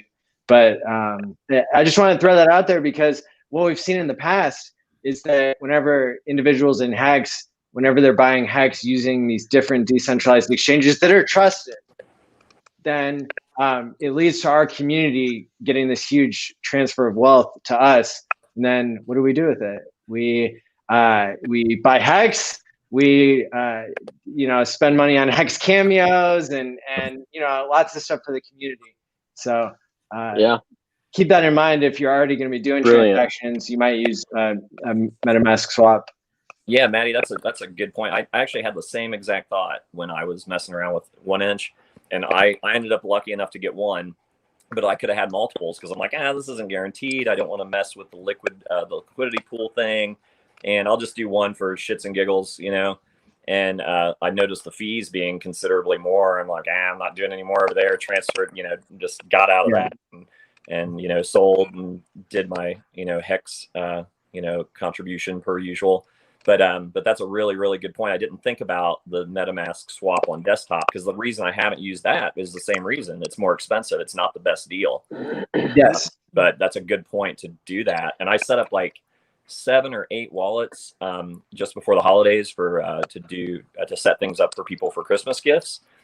And I realized after the fact, I don't know why I made it so complicated, but I mean, all you have to do is take the browser extension off and then just create a new wallet. That's it. I was way more difficult than I had to. And then or you can even create a new Google Chrome account. You can link a new account and it'll actually generate a whole new MetaMask wallet. Gotcha. Right on. Yeah, because I was thinking about that, or even an OS logon for your desktop or for your PC rather, to go about it that way. And then I'm just like, wait a minute, this is silly, because I was going to go around to all the workstations at my office and just use each one. And then as soon as I did on the first one, I'm like, what am I?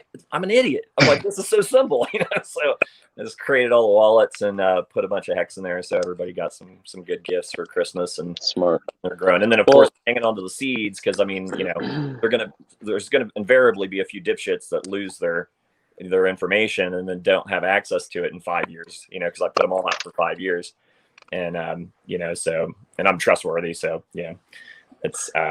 But yeah, I'll have to go into those wallets and maybe do those transactions again, or add an extra little bit through the MetaMask. I've also been doing a minimum like of $50. So let's just say with my 1inch, money at $1,200 or something, and so I put it into ETH, and then I sent the ETH to all these different wallets, each with $50 to swap it into Hex. And of course, I had to put like $80 in because the transaction fees are super high.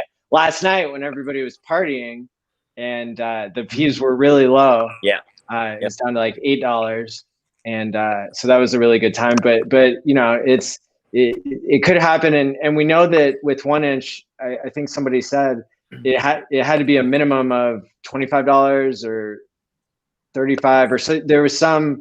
Because had to be 4 transactions or a minimum of $25 traded. Yeah, so that's why I'm doing these trades for $50 or more, just as kind of a prediction. Again, it would be a shame to like do a dollar trade and then miss out on stuff. I was stitching in and out of the wallet, so I was going USDC to ETH, ETH to USDC. And all the way up my wallet stack, and at the end I went to Hex. So that was the way that I did my whole beautiful wallets. Yeah, and then and also we didn't touch on DYDX. That's something that I wanted to do because I heard it from Crypto Coffee, but man, I did one transaction. I got the hell off of that thing because it was just really scary. I thought that my ETH was gone for good at one point. It was really scary stuff. Yeah. Oh, hey, well, and as far as duct tape tokens go, is MetaMask not going to be trusted by the space? I mean, look how long they've been around, and it's the most used browser extension wallet out there. So, and it's been around a lot longer than Uniswap or 1inch. So, if they come out with a token, it may even hold its value longer than Uniswap or 1inch did before it gets dumped.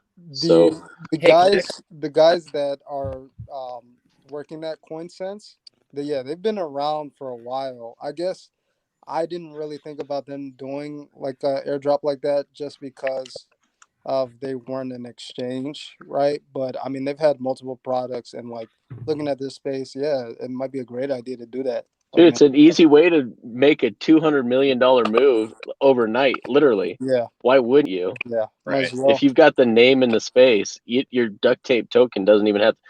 Governance, yeah, whatever that means. A bunch of plebs telling you how to run your network. Okay, but at least we raised $200 million. So, yeah, could you imagine Hex having governance with us? Oh God, yeah, right. I couldn't think of anyone better to steer the ship. The community said right. so. Well, Richard's rolling his eyes right now.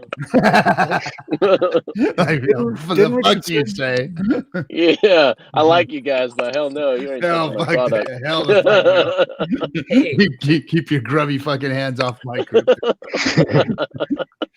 Connect.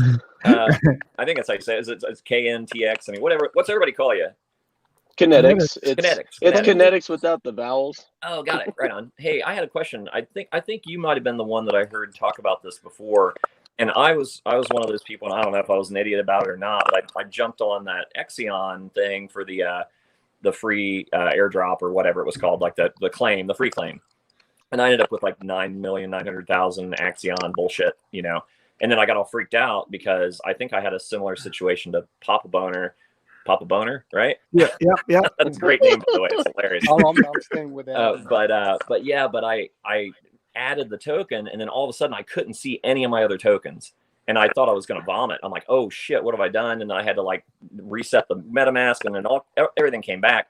And you had said something about a website you could go to double check what you're connected to.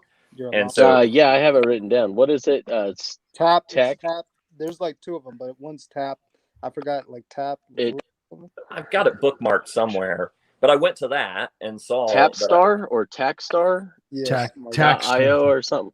Yeah, something like that. But I went there and made sure like everything was on lockdown, and I disconnected from anything other than just my the primary wallets I use and or primary websites I use, go.hex.com and Uniswap. But I mean, is that pretty much the end of it? I mean, you do that and you should be fine, right? Then you got to wait 360 days or whatever before you can dump it back on their heads. But which is totally my plan. I mean, if it's even worth anything, since it's their third iteration, since they've skipped You probably bad actor. 3 times now.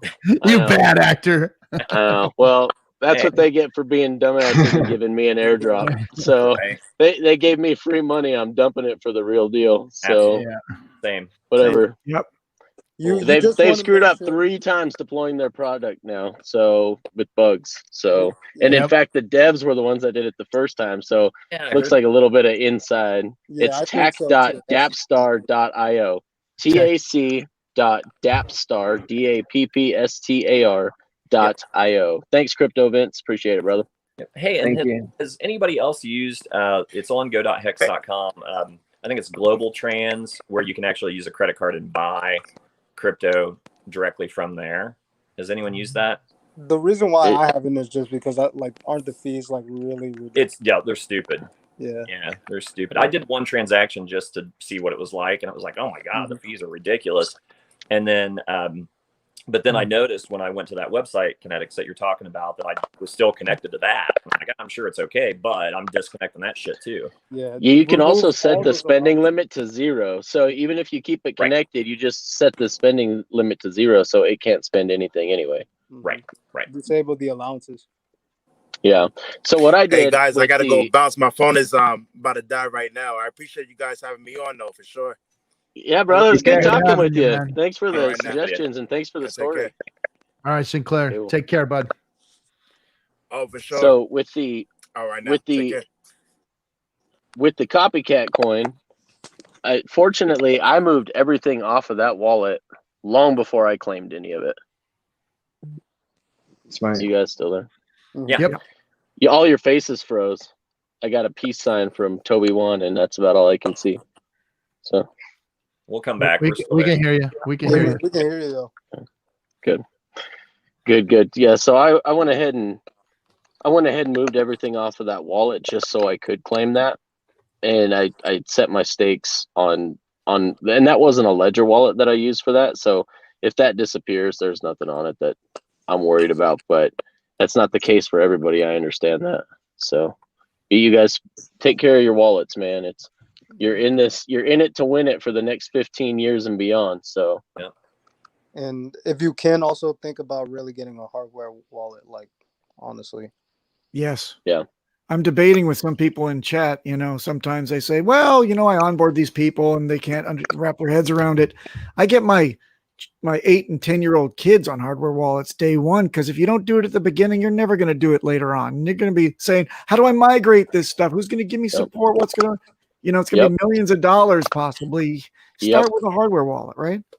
That's exactly right. I bought 3 3-packs, so I have 9 hardware wallets, just so I could have my 4, and I set up my 4 kids with stakes far out in the future. So it'll be a long time before they realize any of those stakes. And in fact, my unborn daughter, all of hers that I stake for are all 5, 5, 5, 5 out. There was no reason not to. So it's going to be a pretty wealthy 15-year-old kid. That's awesome. Hey, I got a question. This may be showing my ignorance a little bit, but if everything you've done is through MetaMask, and then you're just kind of stuck with MetaMask, right? As far as being able to access those stakes as they come due for the next 15 years, or can you somehow get that off of there to access using that seed phrase? You can actually, I would clear everything in your computer that has anything to do with any files downloaded through MetaMask, but you can actually use your seed phrase to restore it to a hardware wallet. Oh, really? Yep. Okay. Is there a tutorial on that anywhere, or that you're aware Yeah, of? I'm sure you could find something. Yeah, It's pretty simple. When you're setting up your ledger, you just set it up as a 12-word instead of a 24-word seed phrase, and then you put in the seed phrase you created the MetaMask with. It's really pretty simple. Okay, cool. Because I actually got a 2-pack of ledgers a while back, and they're still in the box. And then I got then I got the phishing email, and I'm like, what the fuck? So I was going to say, the only thing you guys need to worry about with Ledger is since their database of customers were hacked, their hardware wallets are still secure. It's just any emails you receive from them, I would just disregard at this point in time. Yeah, you don't want one of these bozos showing up at your front door and whatever. Yeah. Oh, come on. Yeah. That's the first place I want to see him is my front door. I got to get my glasses. That's true. I just don't want to see him in my computer. Yeah. They show up on my front door all they want. They just don't come in my computer, man. Hey, that's Franklin. Hey, what's up, bro? How we doing? Franklin saying Hex, what's up, man? It's like you guys are all. I'm doing it on my phone, so it's like I can't see anybody really. I got the same problem. Yeah, right. The older you get, right?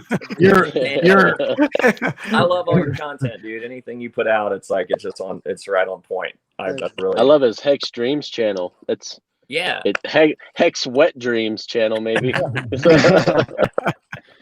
Toby One's background looks eerily similar to an old background we used to see. Oh yeah. Yeah. Are you thinking Unabomber? Oh no. Woods. I was like, all he needs is a shelf. If I see you using a come along to take down trees, I'm running. Oh god. No. Oh, all right, fellas. I'm getting hungry. I'm getting tired. And happy New Year's. We know at your age that's a big deal. Captain, afterwards, 1 sec in the green room, please. Yeah. No, everybody, we always hang out. That's why I'm cutting it short, because we always hang out a little bit in the green room. But Maddie, congratulations for putting together such an awesome event. Everybody get ready. It's coming. And he's the man. Maddie's the man. Maddie's the man. Good job, buddy. And we'll catch everybody on what are we, Friday? Monday will be our first stream, and we're gonna have a guest. I hope that DC's all right. He's a little more than under weather. He's actually bedridden right now, but he's that 24-hour stream kicked it's all those gains. He just did that 24 hours. Those gains. But we're pumping again, guys. We're pumping again. Oh, let me release the Kraken, because hey, let me say one thing real quick, Maddie. It's like I'm not going to tell anything too divulging, but Maddie and I are he's let me kind of help him a little bit on a cameo that's coming out, which I'm super excited about, and I mean, he does such great stuff with it, so I'm glad that he's kind of letting me pitch in a little bit to make it a reality. But it's going to be fucking lit, dude. It's a cool one. Yep, he's doing a great job. Everybody, keep your eyes out in Telegram for the Hex conference, because this is going to be from just what I've seen, and I haven't even seen a fraction of what you put together yet. So check out Maddie, what's the website? Let's shield your stuff real quick.